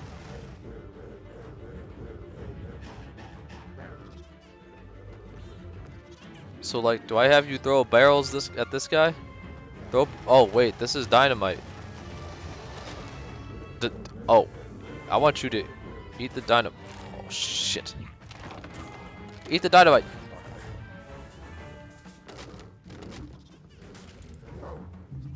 Nope, there he goes.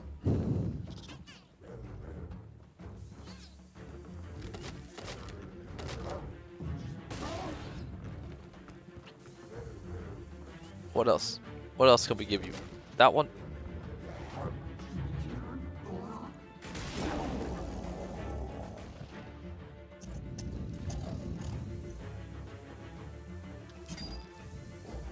Oh, he's got an eye patch.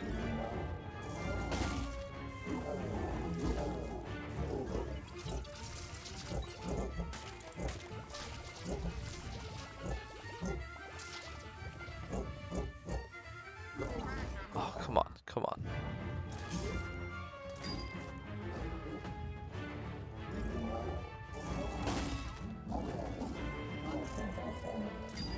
Oh, speaking of sharks, that's another one of my favorite characters from that show.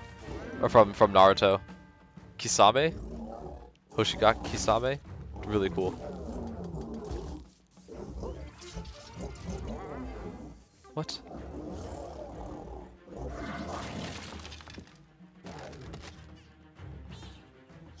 I don't know if I mentioned this, but Akatsuki? The Akatsuki are definitely one of my favorite like villainous teams from anime. And like, I know maybe like they didn't get as much like come on, man. They weren't showcased to work as a team as much as they could have. But like,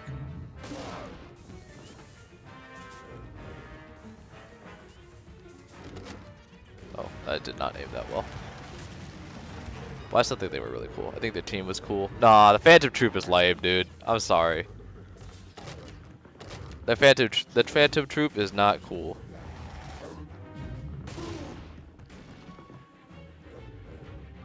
The only dudes in the Phantom Troop that are cool, you got like Machi, Hisoka, Crollo. Like, those are the cool dudes.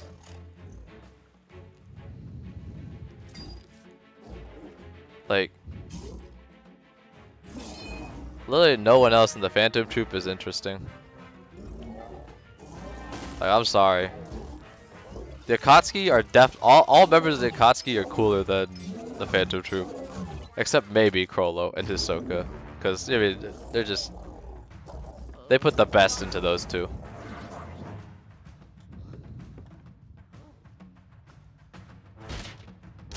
Oh, there's a third stage.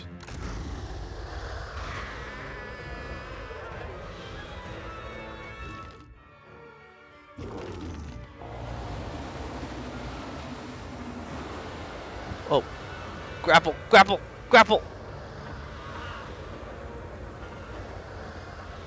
What do I do? What do I do? Do I just wait? Do I just wait till he's done?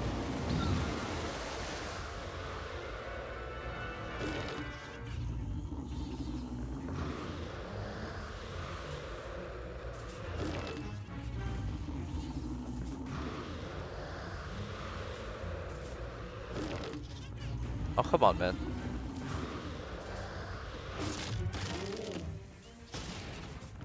I'm going bowling.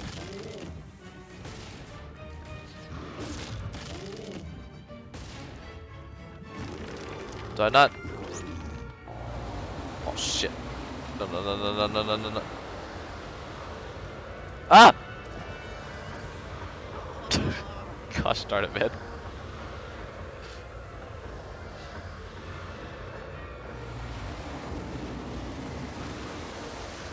Yeah, I'm sorry, but Phantom Troop just not great.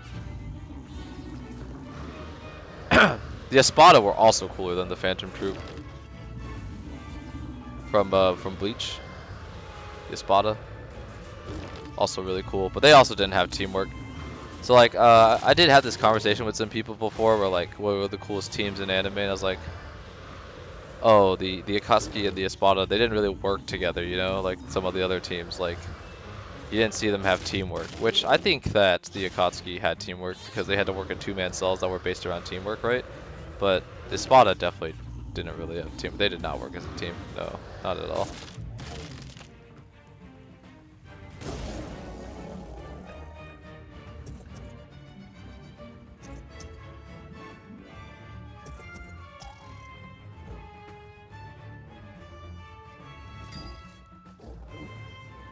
The Dark Tournament? Are we still talking about Hunter x Hunter? I don't remember a Dark Tournament.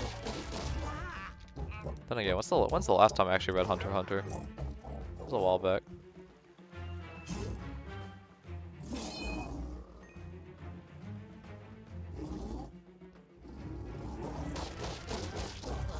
Oh, come on. I have not read Yu Yu Hakusho. I started it and did not finish.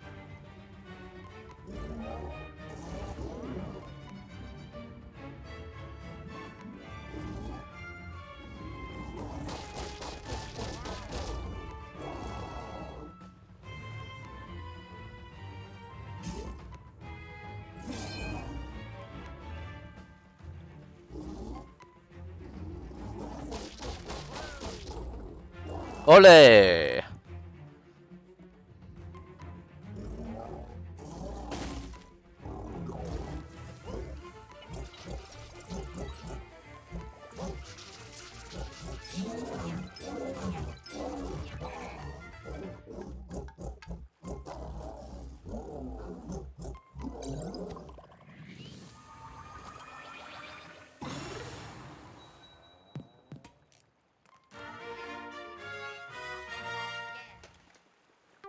I mean, it doesn't necessarily have to be the best show in the world to be fun, you know? Like, Naruto's not the best show in the world, and it's got a lot of writing flaws, but like, I still enjoy the world of Naruto. I think the characters are cool, and Naruto's still definitely a special place in my heart, you know? The League of Villains from My Hero? They've got teamwork, and they're cool, but like, the League of Villains is actually... Is the League of Villains cool or kind of lovable? Like...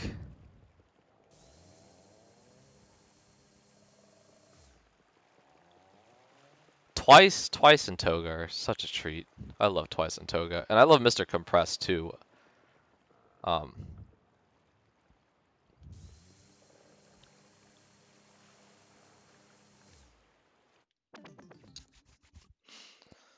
Gosh, I want to talk more about the League of Villains, but especially from the most recent chapters.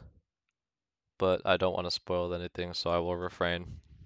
I don't know how many people are actually manga readers here.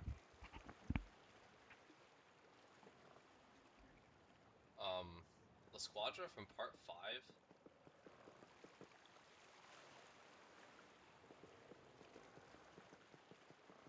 Pretty good, honestly. But they also didn't have teamwork, because they just went one-on... They were basically villains of the week, one-on-one. Oh, sorry. Yeah. The Squadra's pretty dope. Like, individually. Which, you know, I'm okay with.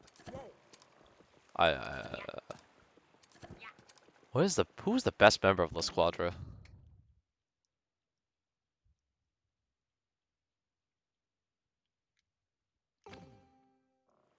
It has to be Risotto, right? Like, Risotto has to be, well, I don't know. Like, Risotto's really cool, but I have a special place in my heart, I think, for Gyacho. I don't know why. Maybe it's because he's Bakuga's voice actor, or maybe just because I like how... I just like the screaming. Or maybe because I thought that the fight was really cool. It's either Gyacho or Risotto for me. I don't know who I would pick for the... I mean, Gyacho's just a cool dude. He makes a lot of very logical points too, like...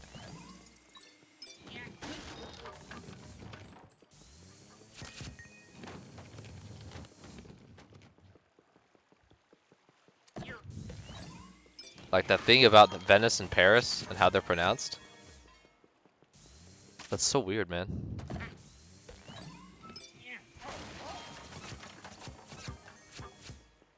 Like why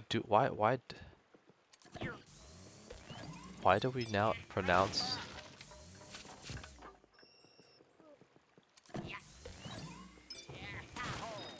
Well, no, but it depends on what you count as part of the level. Because like,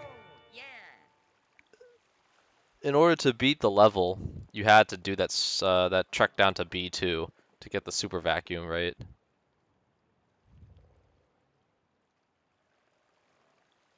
So like, you could consider that as part of this level.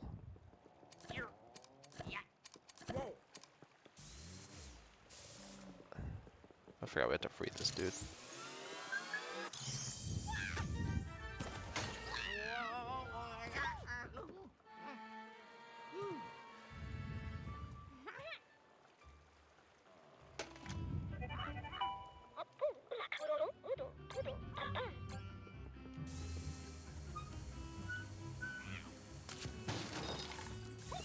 What the?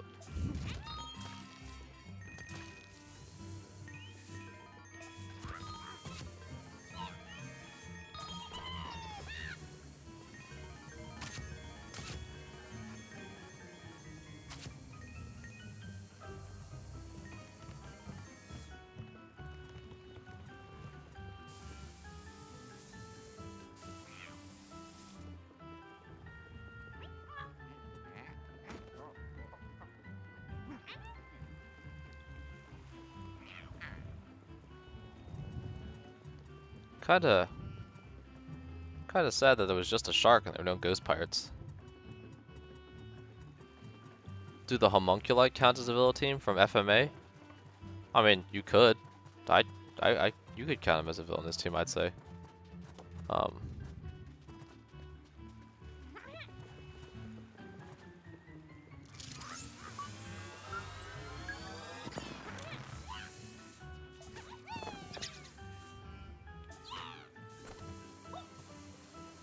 What am I missing?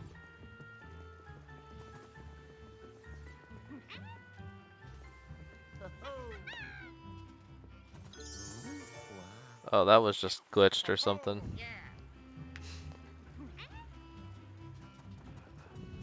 Every time I think about this like conversation now, I do have to keep thinking about like, yeah, they're a villainous team, but it would be better like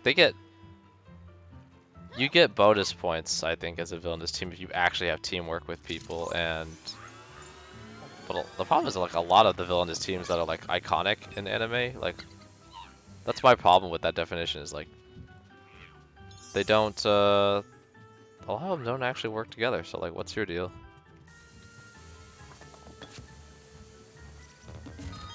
Oh, that's a lot of coins.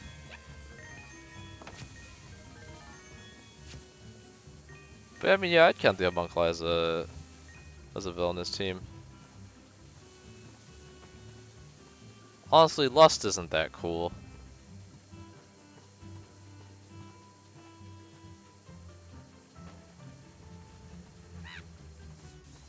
You know what the crazy thing is that I figured Lust would be the ones with the shape-shifting powers.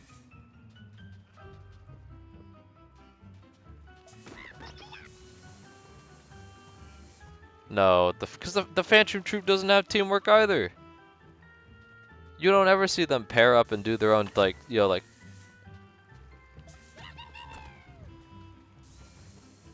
They don't. They don't have teamwork. I don't want to spoil anything either. I'd have this conversation, but I don't want to spoil anything from Hunter x Hunter.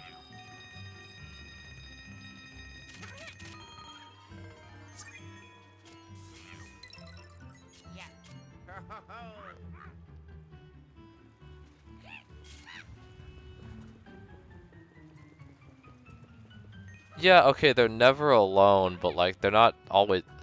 When I'm talking about like teamwork. Oh gosh. Oh, what the hell?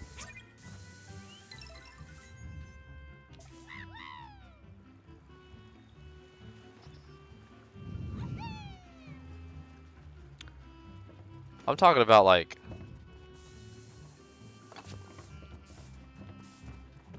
No, I don't know.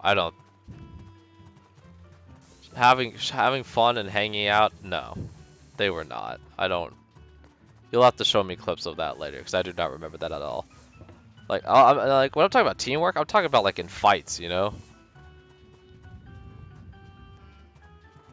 Like teamwork in fights. Like you gotta have like combat prowess, like teamwork with each other. You know who has that? The Akatsuki and their pairs. You know? Pain and Conan are an insane duo. Hidan and Kakuzu are an insane duo, you know? Kisame and Itachi. Sasori and Datara. Or even Datara and Toby too. Like they all have crazy teamwork.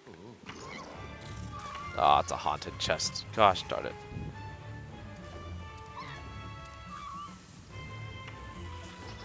Oh, what? Is that your requirement? Is that your requirement? Is that your? I'm repeating myself now. Is that what in your mind it makes a good villainous team? Playing cards together? Like, is that what teamwork is? Is that what being cool is? Toad, can you get in there and take the bullet for me? Gosh darn it, where's the coconut?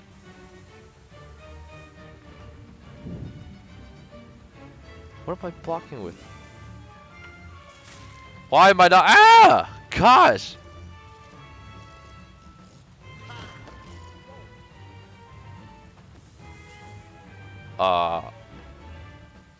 Yeah, they have.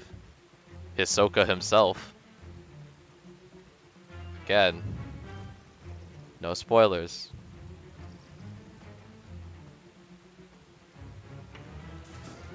Sorry, I do not think the Phantom Troop is great.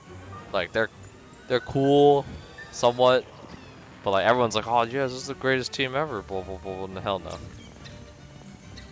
The League of Villains is better than the Phantom Troop in my opinion. Like you want to talk about humanity and an actual team? I think the League of Villains does a great job with that, minus like Shigaraki and Dabi, I guess. But like Spinner, Toga, Compress, Twice.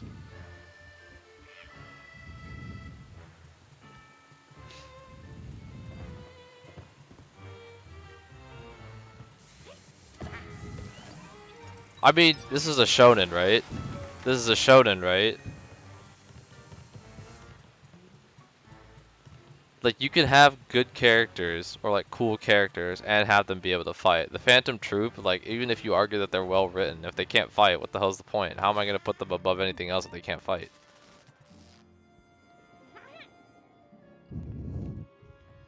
You're in a shonen. If you can't fight in the shonen, what the hell's wrong with you?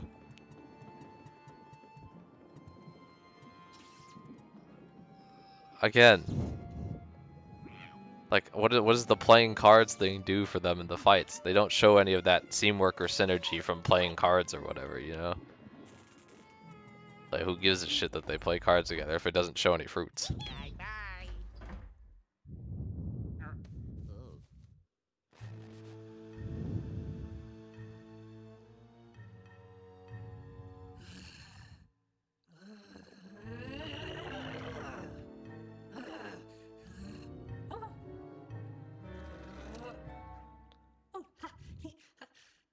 I mean, that's the kind of filler, like, if we're talking about, like, by the way, filler in anime should be used to, like, if anything, filler should be used to, like, further develop characters that stuff in the manga doesn't have time to because they're in panels, right?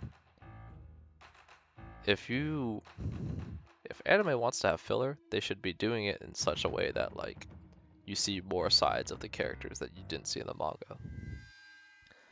Like, Naruto has shitty filler, right? But there are some moments, like, you don't see in the manga where, like, Datara and Toby are like, interacting with one another.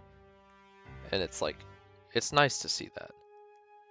So I wish that was more of the filler you would see.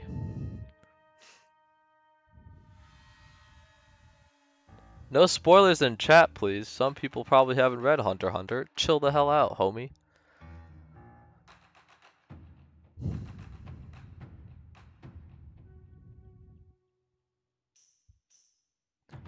Would I consider the Marines from One Piece a villainous team? I don't know. Well, some people haven't read Hunter x Hunter or seen Hunter x Hunter. Chill out. No spoilers.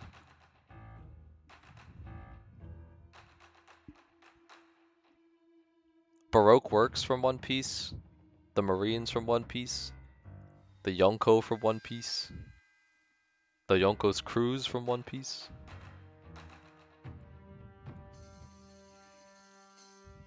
I don't know.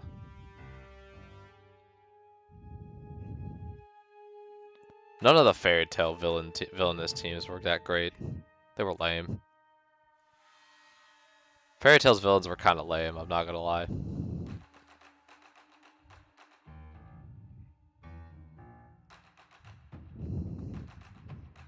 Oh, nu dancing money. He pafoda baby.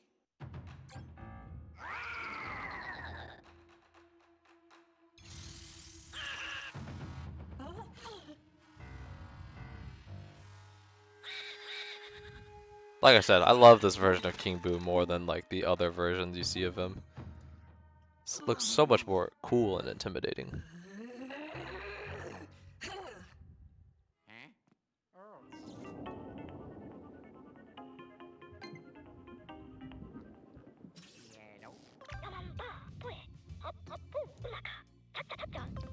Where could they be held captive? I don't know. Maybe in the upper floors of the hotel like we were already expecting? Huh? Maybe? Oh, yeah. Ha ha. Yeah. Oh.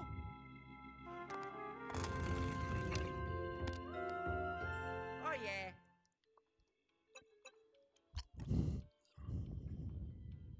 So I think we'll finish 13 for the rest of the stream, and then 14 and 15 will be the end of Luigi's Mansion in on Wednesday.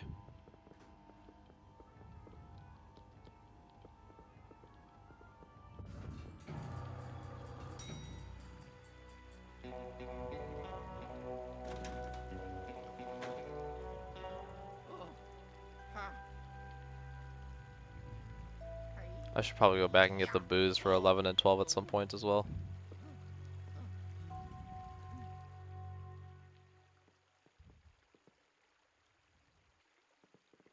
This must be the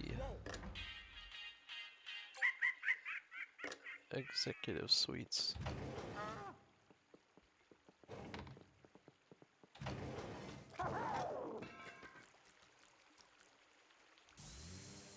Okay, okay.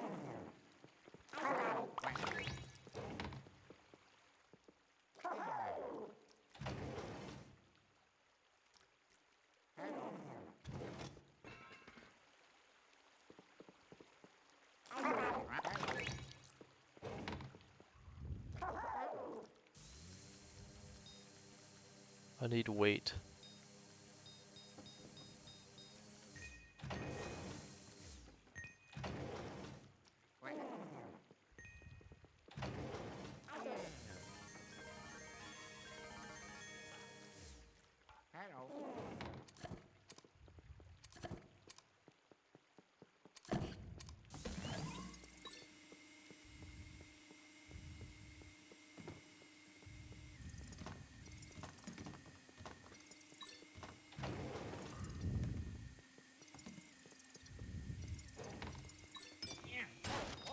Gosh darn it, that didn't work.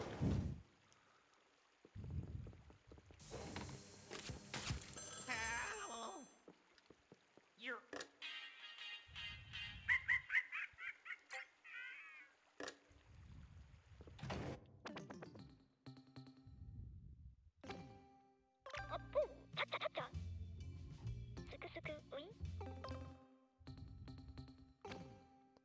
This is the fitness center. I said the executive suites, but I guess I'm stupid. The fitness center.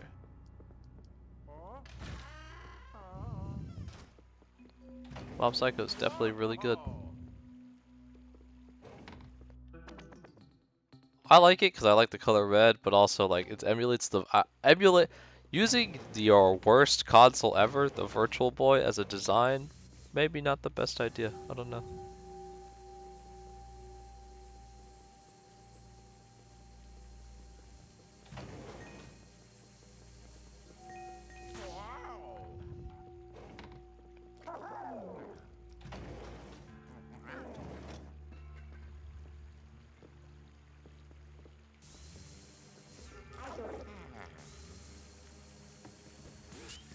Oh, hello.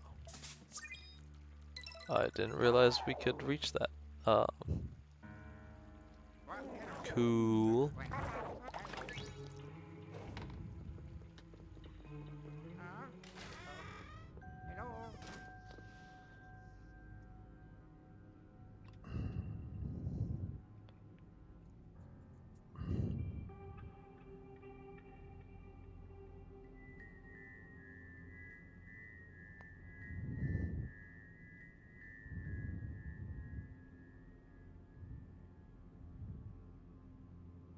One second, just checking a few things.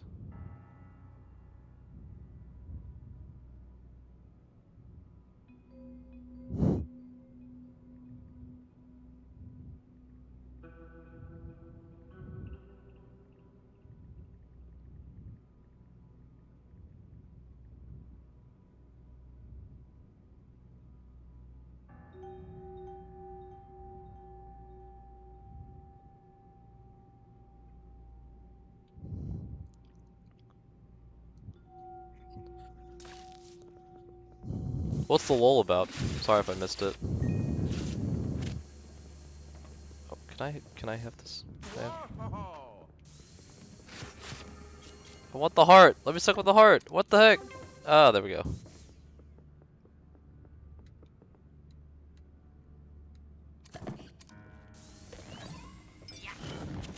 Oh, whoa. What a way of hiding money. Yeah, turns out I'm not very smart when it comes to this game.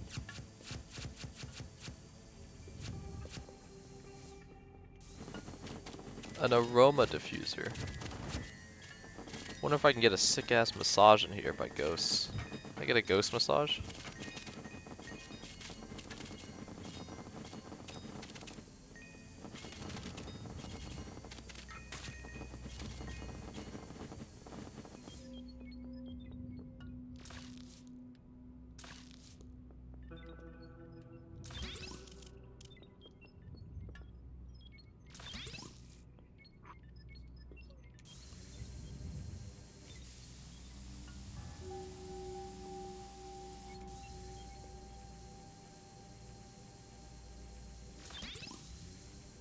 What's the point of that?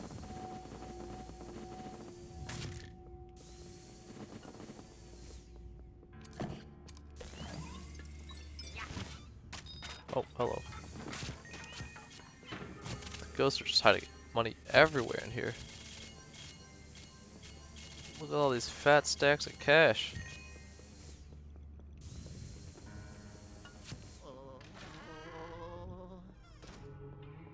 It's the pool out here.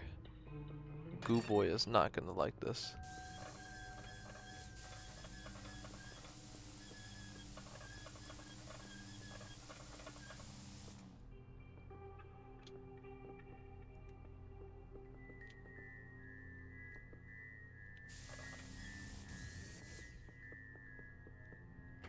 No, no, no, no, go back, go back. Hey. That's fine.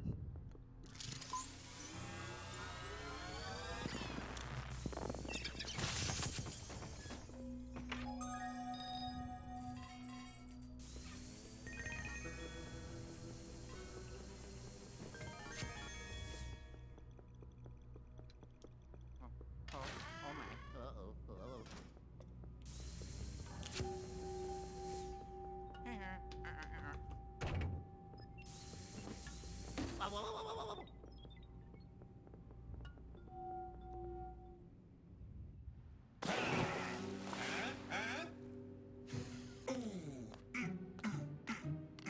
If that's the boss, he's got a lot less health than the other ones. Hello.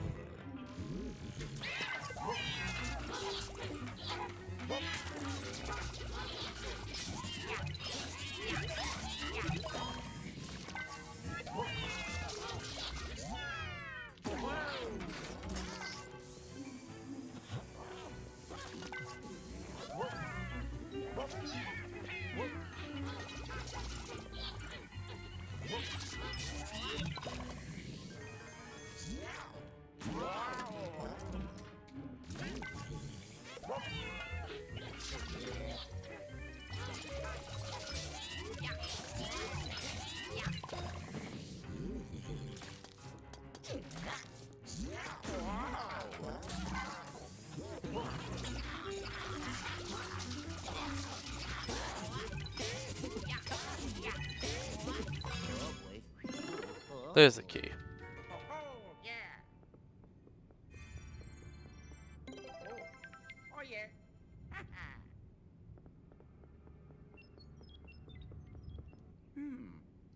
Oh.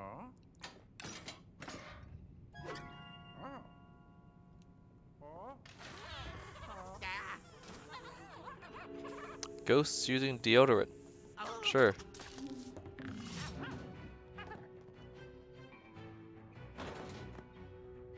What? Get out.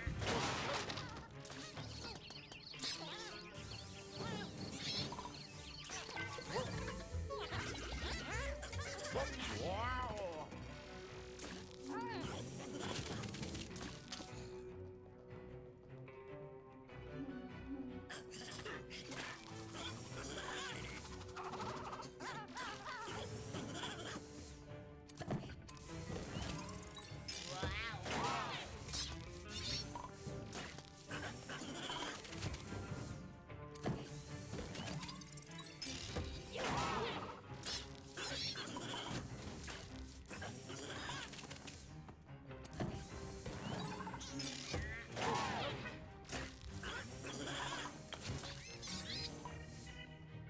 Sucking up a large amount of ghosts at the same time, definitely really satisfying.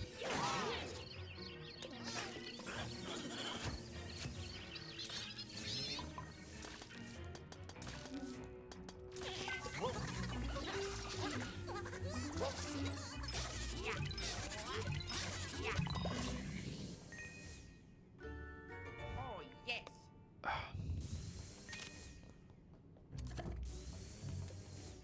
Wow.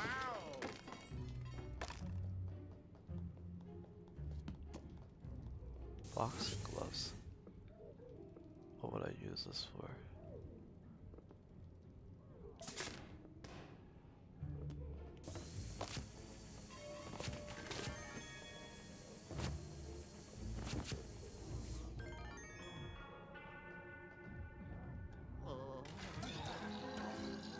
Whoa! Do you even lift, bro?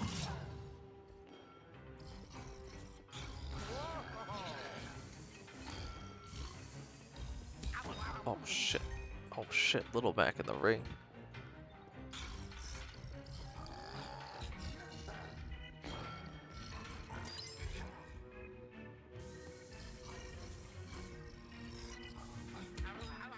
Okay, I thought that would do something.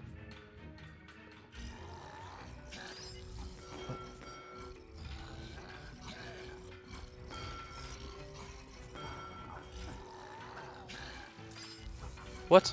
He instantly got one out again? Oh gosh, what? Might have been off more than I can chew. How do I deal with this?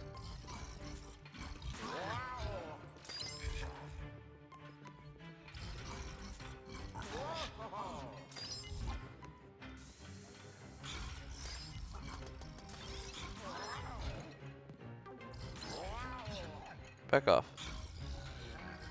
Oh jeez. Do I have it land on him?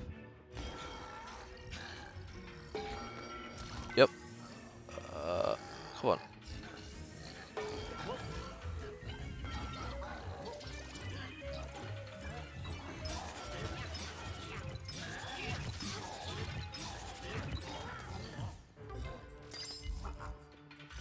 Did he just duck whenever I...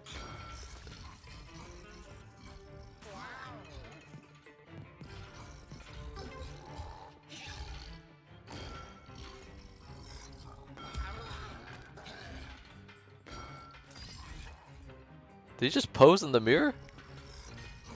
Are they... Gosh. Gosh darn it, man. These ghosts are freaking me out.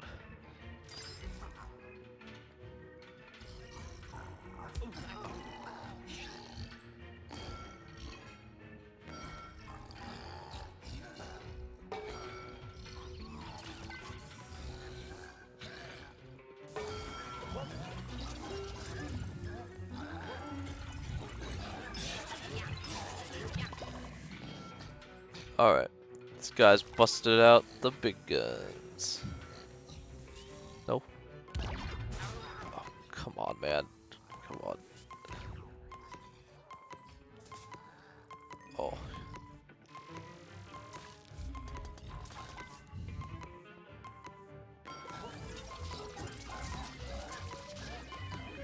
guys have. Come on.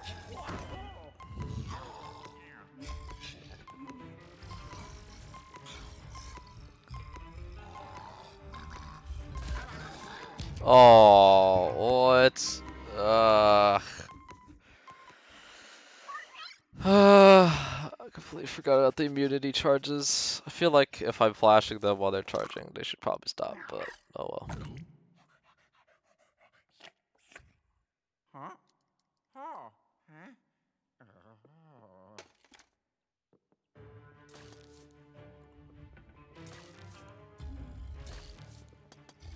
You really just JoJo posed on me, huh?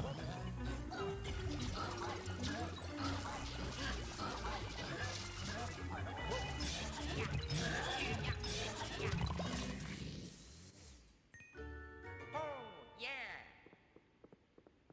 Gosh, I can't believe I wasted a golden bone on this stupid room. Oh, oh my. Uh-oh.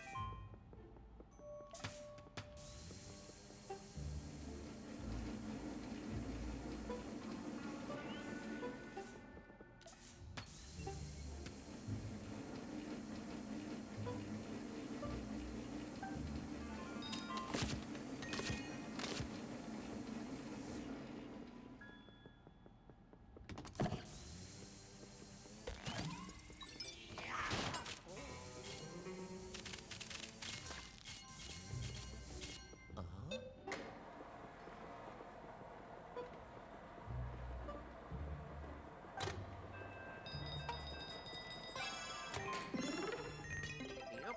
Whoa, haha. Yes. Oh, yeah.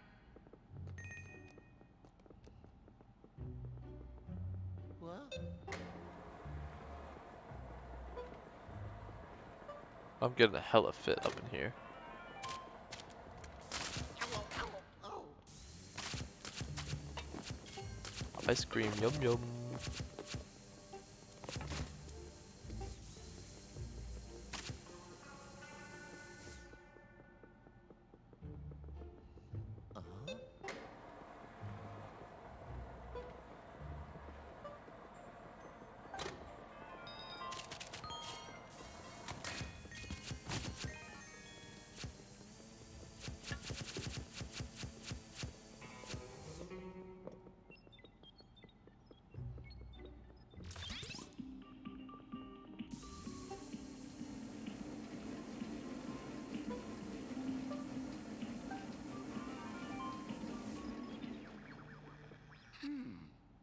Uh-huh.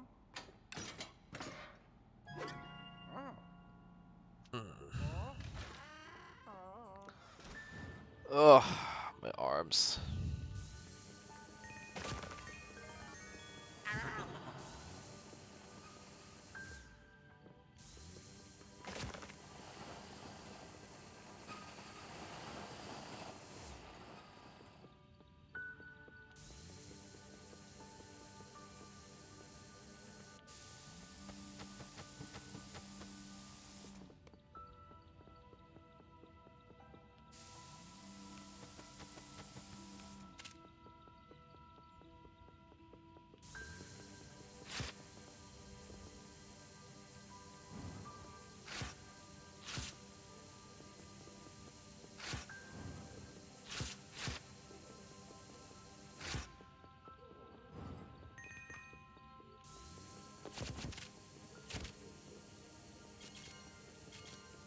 What's the trick with the mirror?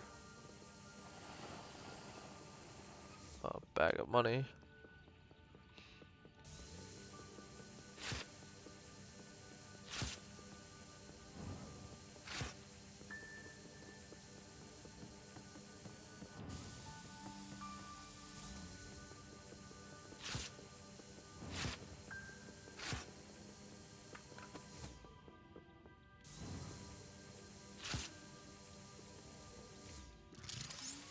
Oh, I thought it was like just there, but no, there's it's invis. Okay.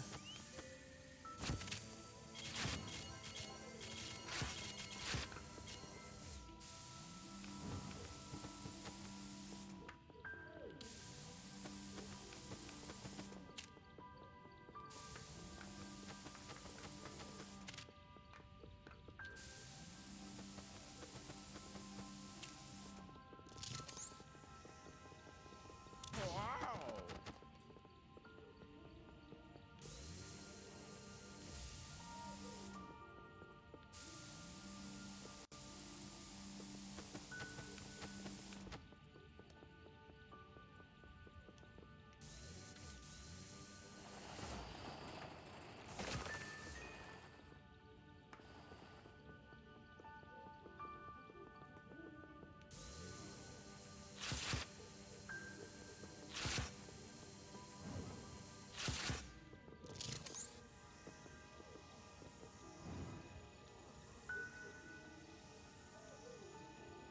Don't think there is a puzzle here, to be honest.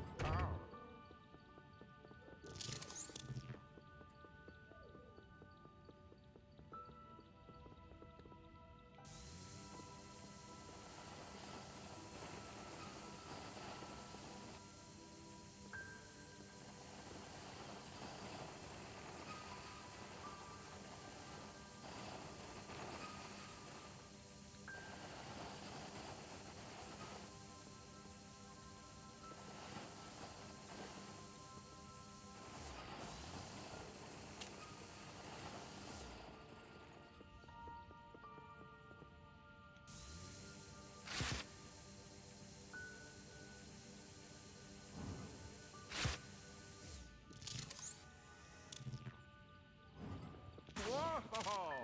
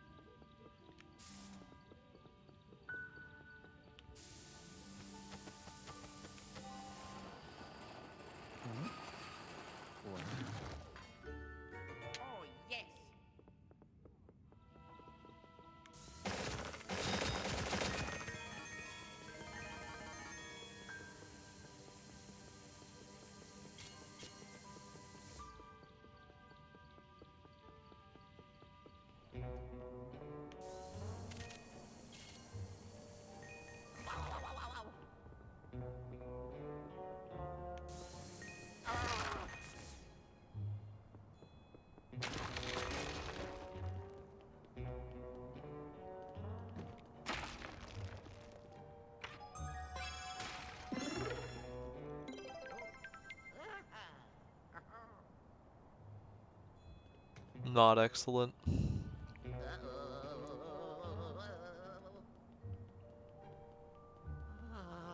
Not excellent at all.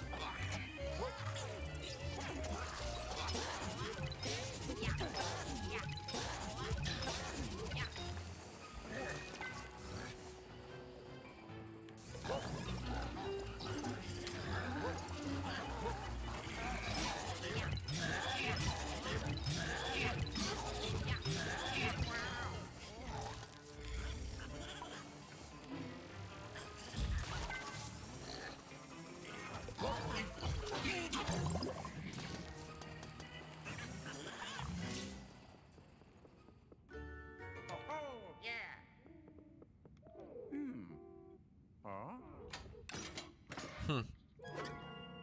Pretty simple. Pretty simple. Oh, now we're in the showers. Why is the showers over here and the locker room over there? In what world does that make sense?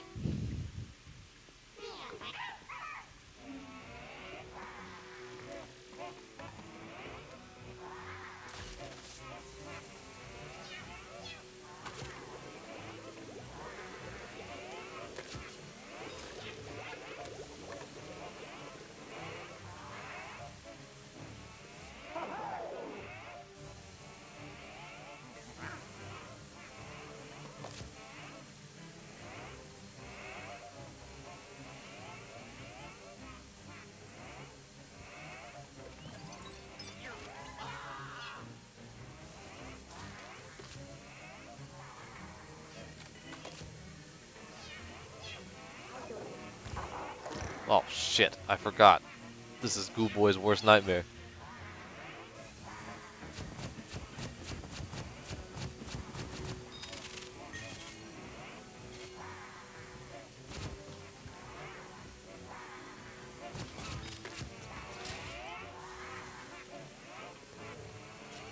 What are they doing though?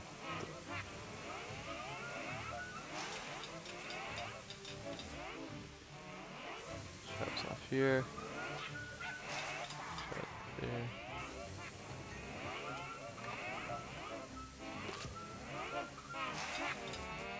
There we go.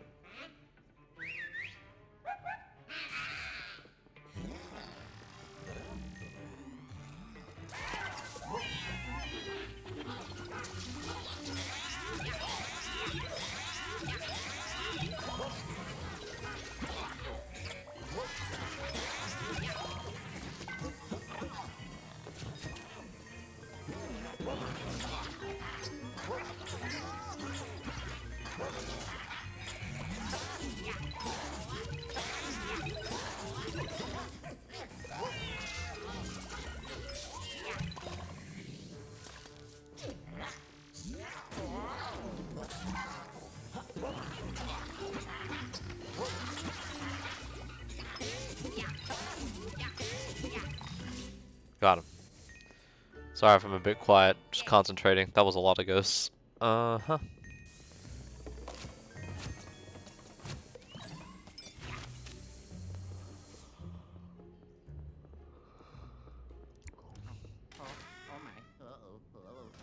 Alright, cool.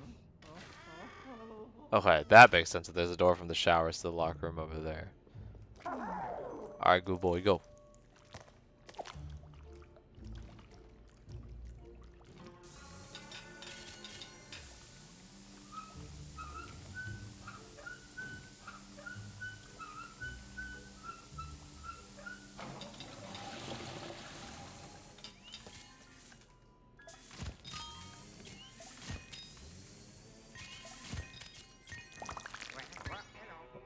Good boy. Good boy, go back.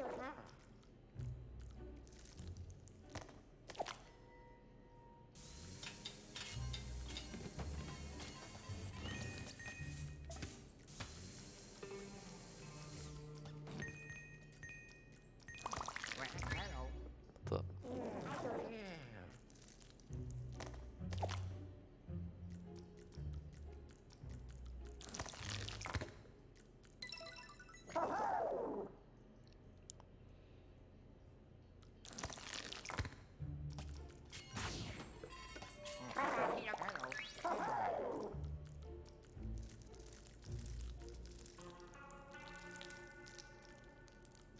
good boy, go, go, go. Down.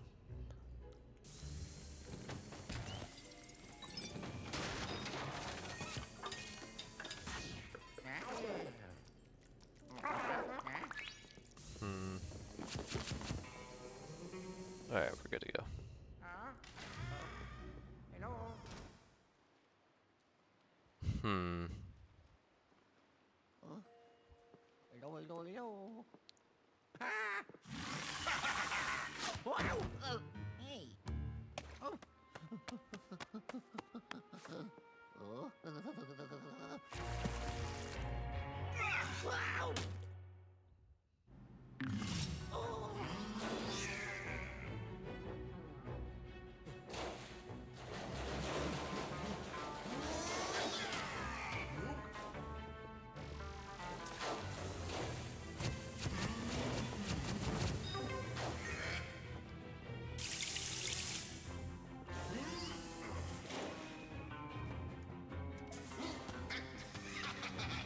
Okay, that doesn't work.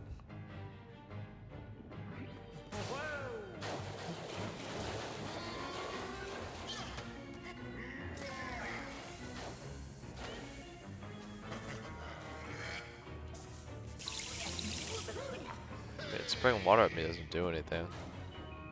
Oh, you know what it does though? Good boy needs to get over there.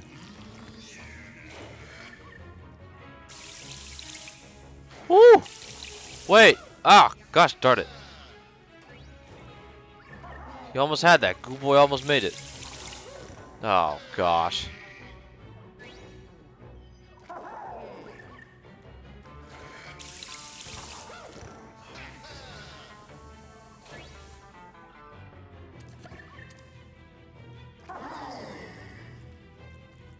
Not gonna let me off any offense, huh? Oh, okay, okay. Gotta figure it out. Gotta duck and cover. Duck and cover, good boy. Duck and cover, good boy. Gosh darn it.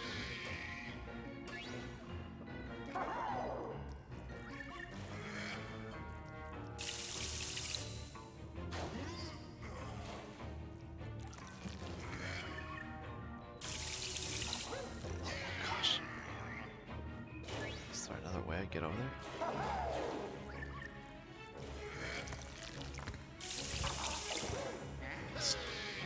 The water polo? Water polo whack, dude.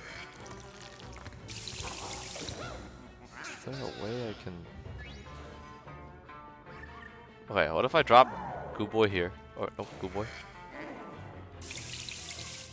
Alright, I run over here.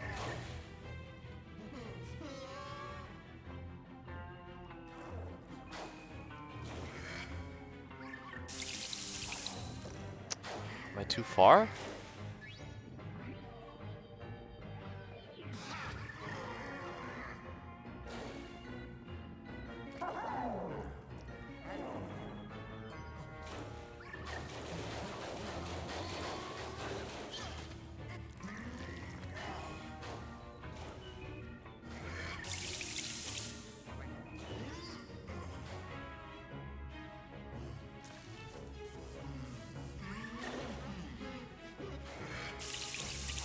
Oh my gosh!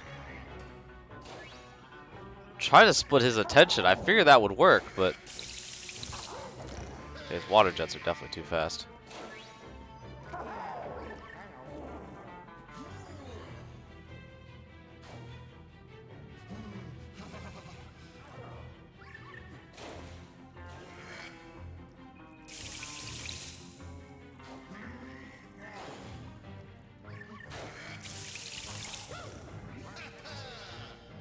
This guy's attack patterns are really weird. I can't tell what his timing is.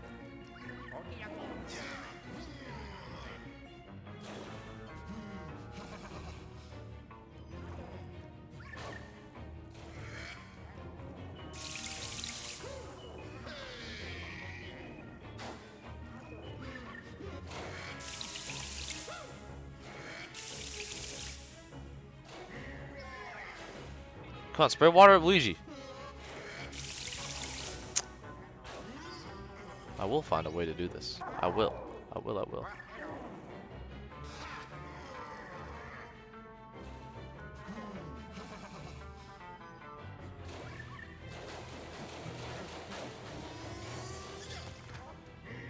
Goo boy.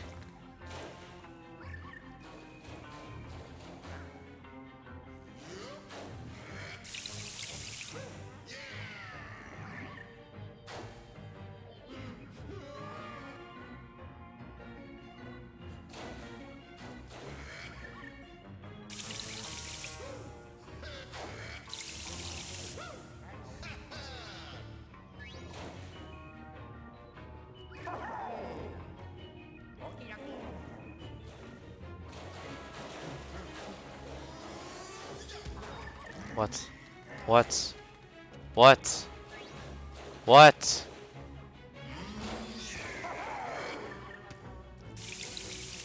This is annoying.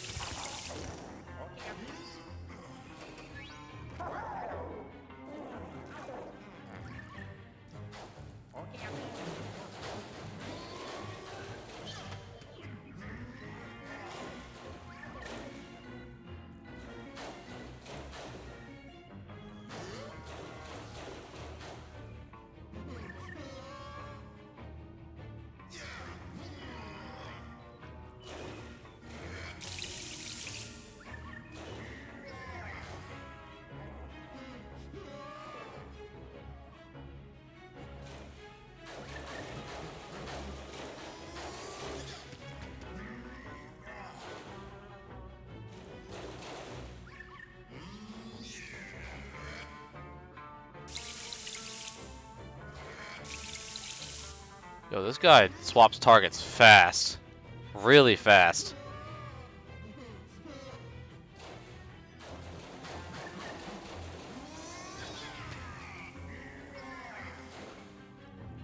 Ooh.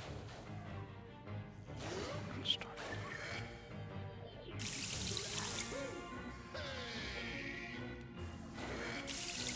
Ooh. Oh, come on! Why is he looking this way? I'm literally putting myself out in the open here.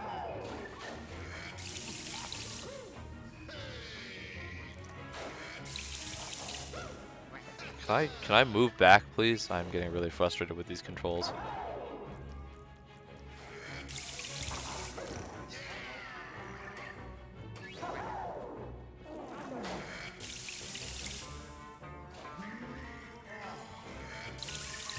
Did he?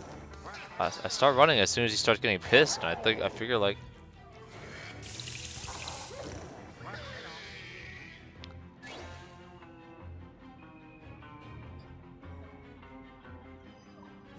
Don't think so. I don't think I can reach it from there.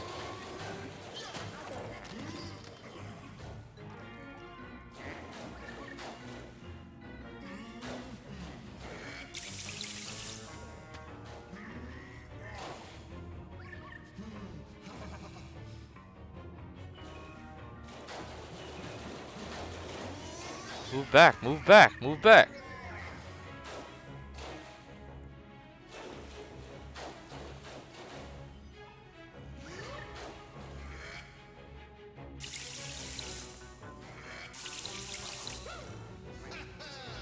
I'm getting caught on something over there. It's getting really frustrating.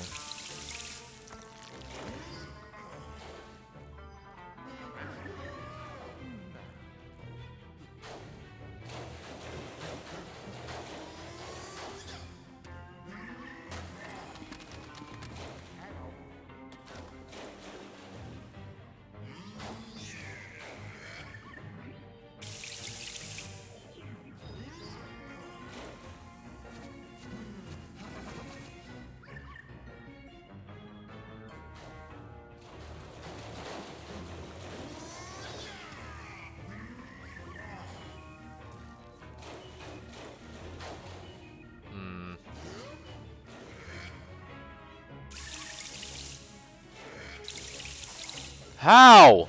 I'm behind the pillar! What the actual hell?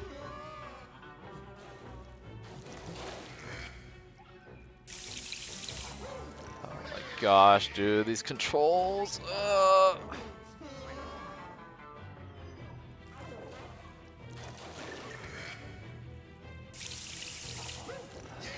Like I'm trying to run, I can't run, I understand.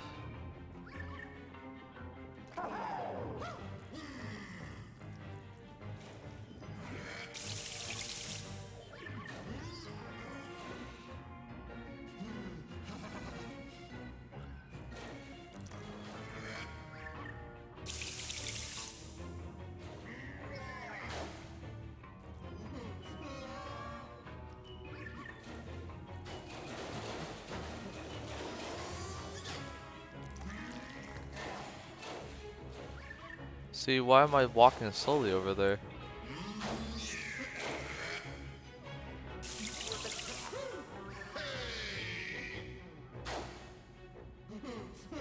Cause this guy, no, this guy changes and reloads really fast.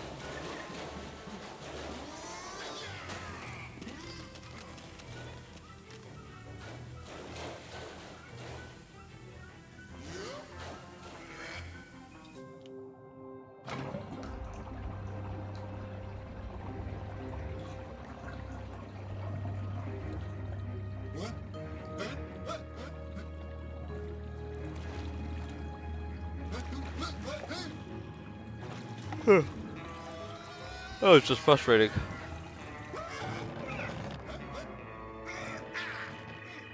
Don't tell me I have to go to 2 more phases of that shit. I'm not about it.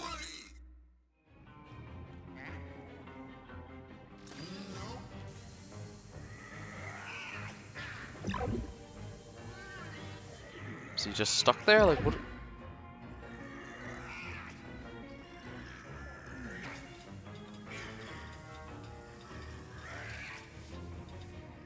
Oh, ladder?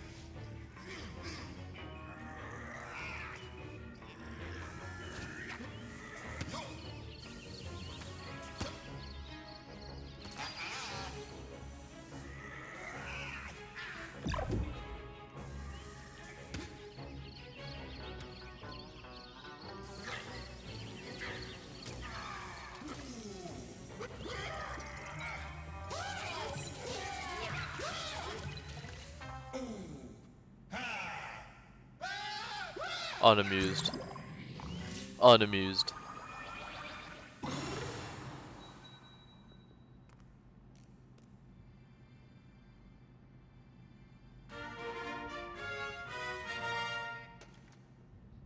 Oh. Yeah. Oh, yeah. That was a bad boss fight. I hate that boss fight. That shit sucked.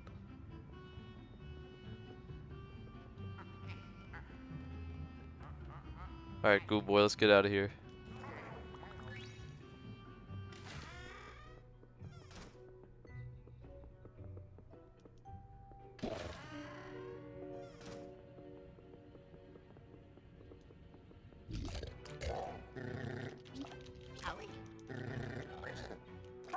I forgot Goo Boy's how I get out of this. Hello? Oh, yeah.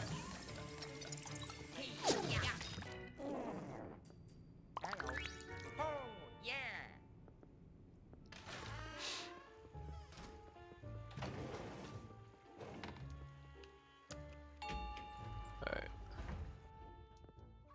Oh, yeah. Ha ha. Yeah. Uh-huh. Oh.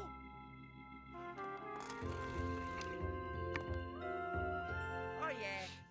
Uh-oh. Here we go again. Ah. I'm so done with you. No. You're nice, kitty.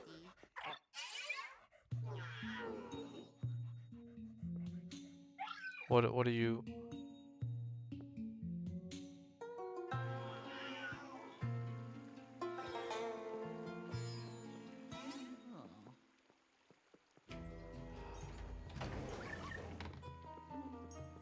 Gosh darn it, man.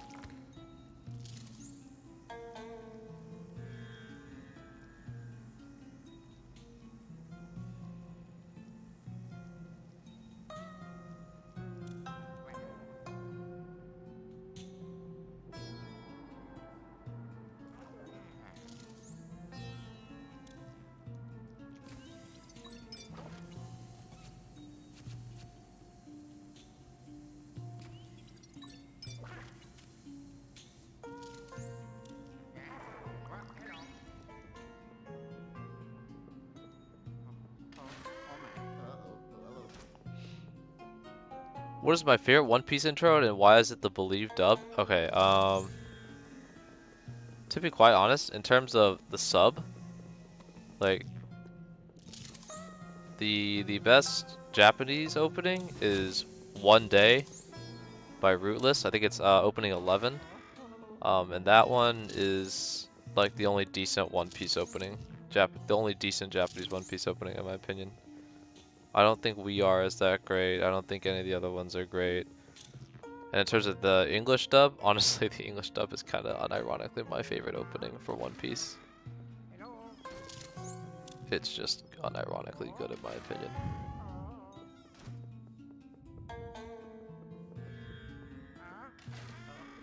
Even if they say Zolo, you know, even if they say that.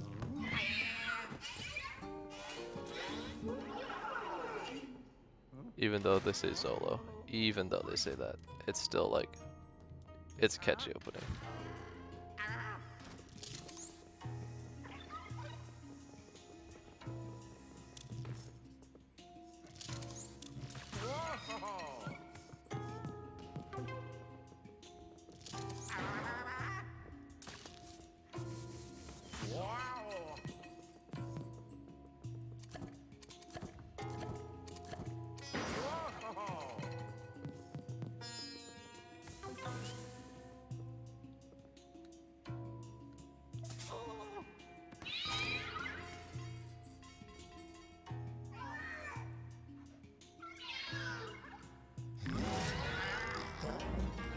We're really doing this again.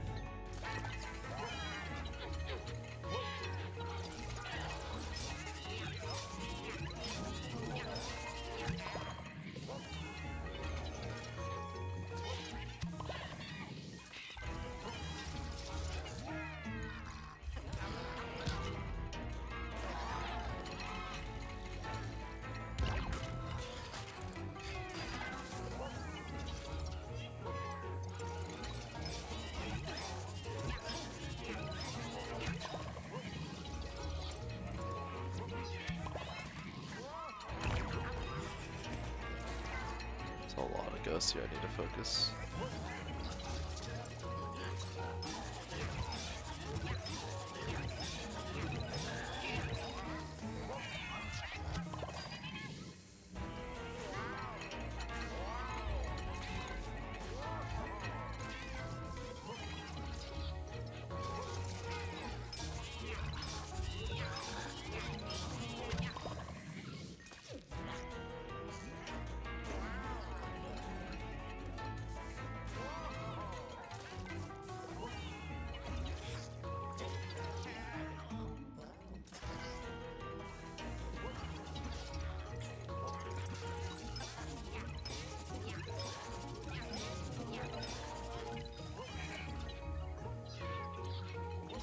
Weren't there more ghosts here?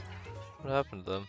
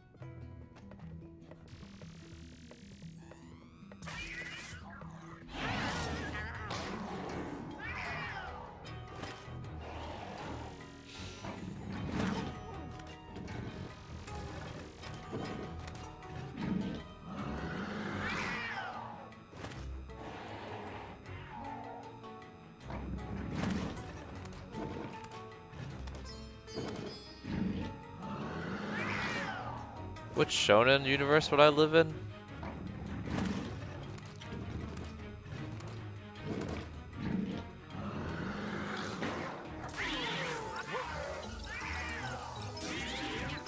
Like I said, I really like Naruto's world. Naruto's world is pretty cool.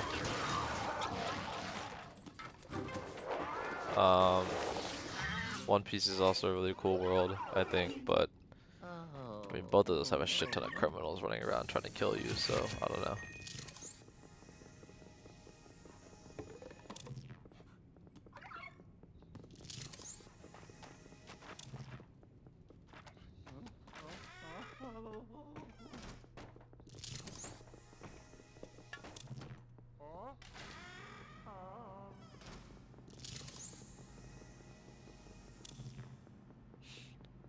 Is it still on this floor?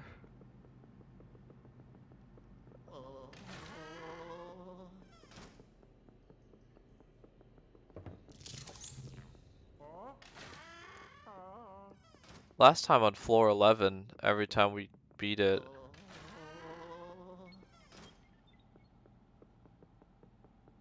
I thought it stayed on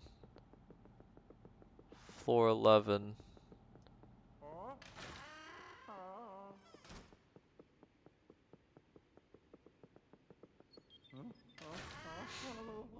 Gosh, the stream is gonna go on half an hour longer than expected because of this stupid cat. I don't want to quit in the middle too because that'd be a pain in the ass.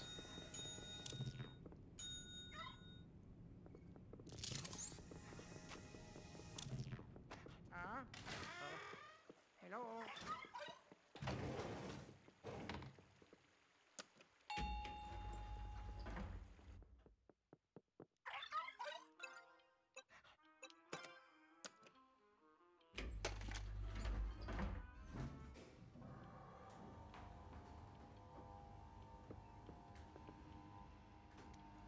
The cat is unironically the worst. I do not like it. I hate it.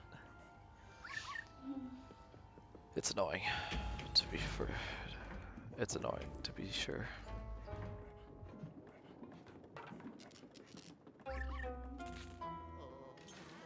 Also,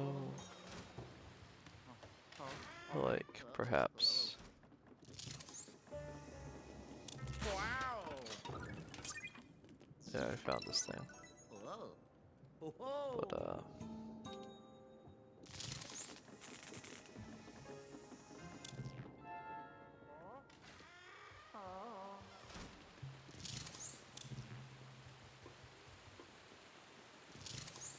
I don't know why Ghost Pupper doesn't just attack this stupid cat for me.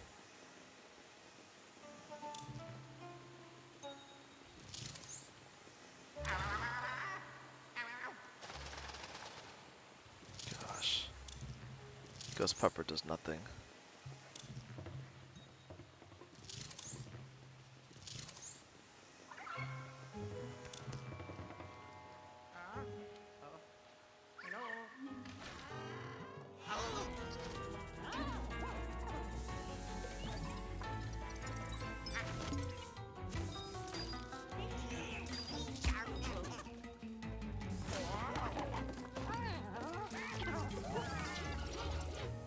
Oh, is there ghost sharks down there? No, it's just a ghost again.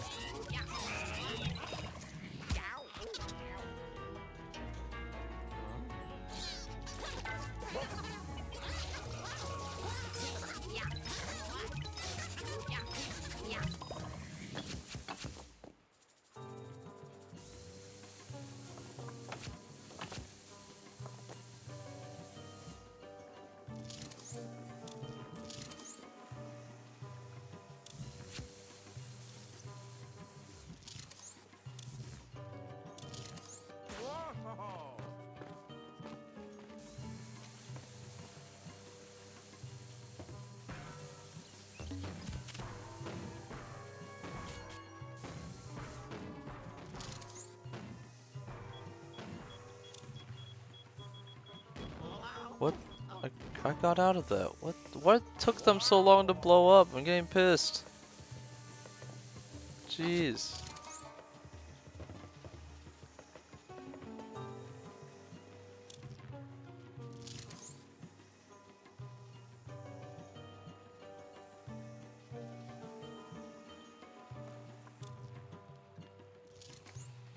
These tracks go forward and backwards?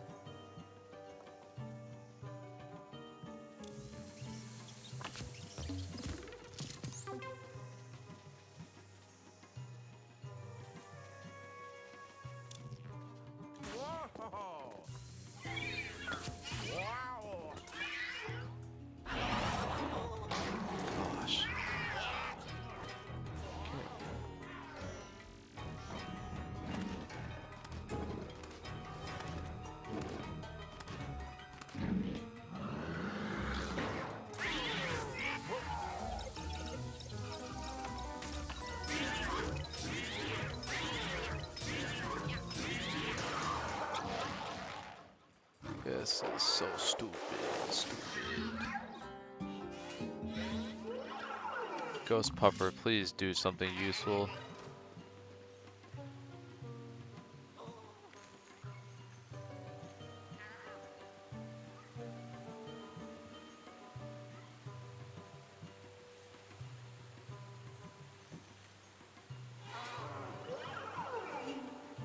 It's gone down to 4-9.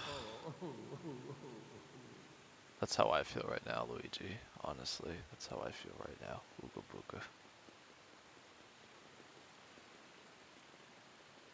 Cat is the worst.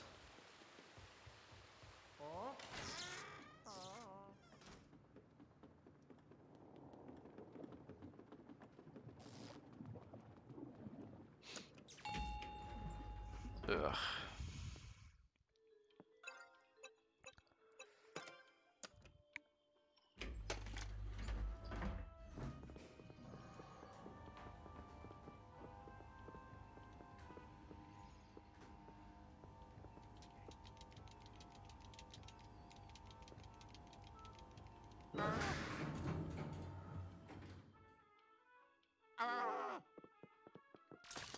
What?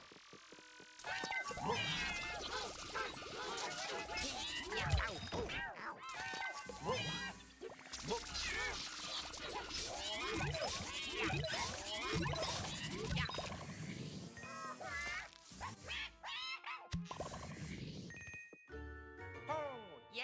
Done? Done with that shit?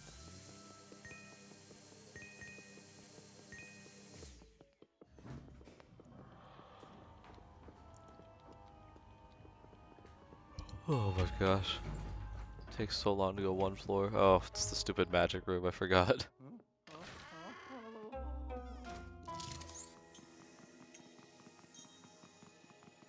Ghost dog went this way. Where the fuck is the cat? Hello. Yeah. Oh.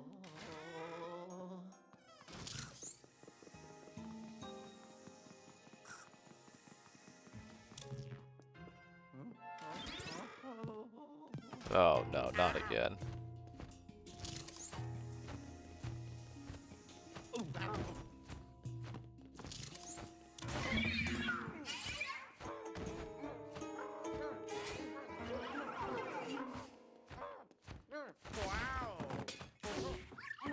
Wow. Oh.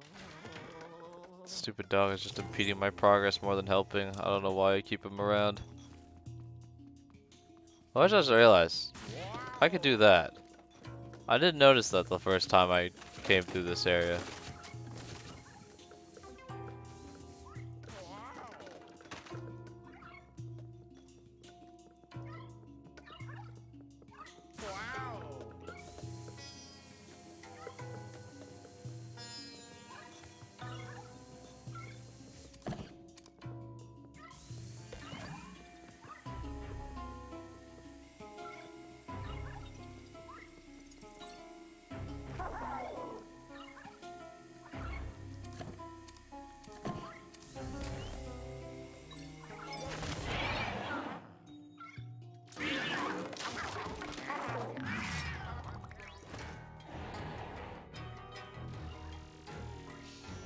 Hide in the corner. Wait, wait, wait, wait, wait, wait, wait, wait, wait, wait, and turn. What? What? Why did I have to flash you twice? Sit the hell down. And that's the end of the stupid cat. I will never have to deal with that shit ever again.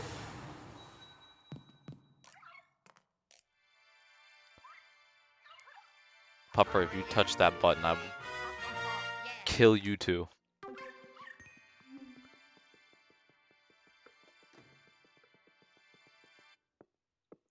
Oh. Good gravy, man. Yeah.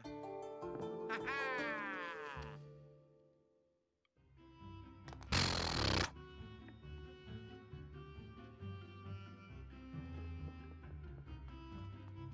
So obnoxious. I'm not a fan of the cat fights at all. Tracking it down and just it's not even a hard fight too. You just sit there and wait for it 3 separate times, and it's just boring. Yeah, that part is not a fun part. That is Oh. probably one of the lamest fights in the game. The cat fights. Oh.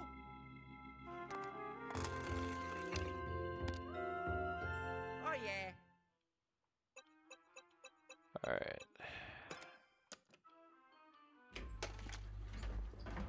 I'm not gonna do the booze. We're gonna spend too much time tracking down the stupid cat.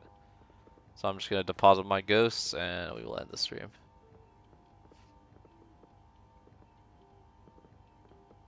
Whoa. Whoa. Wow. Wow. Wow. Whoa.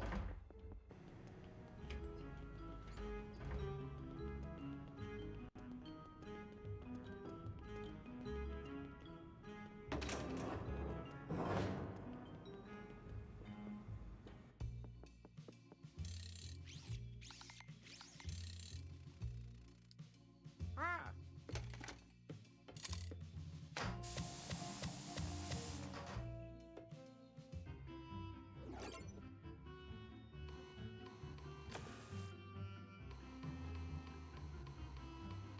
Still have no idea what the rare ghosts include.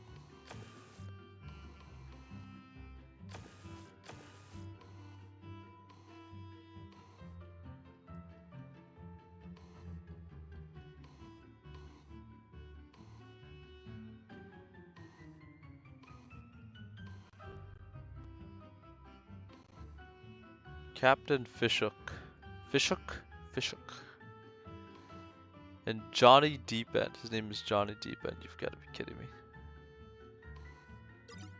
That guy lame as hell.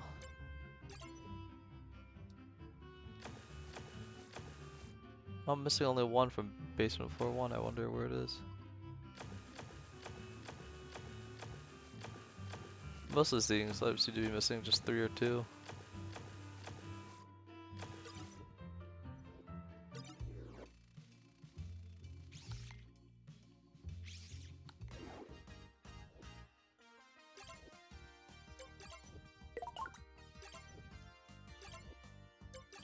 Why would you not add a multi-buy option to this?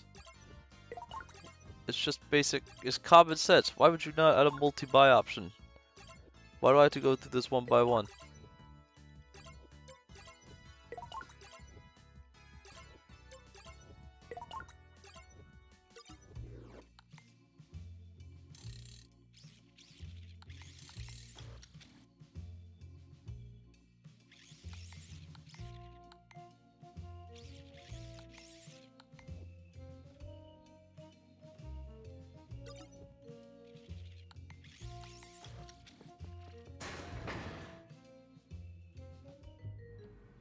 Alright.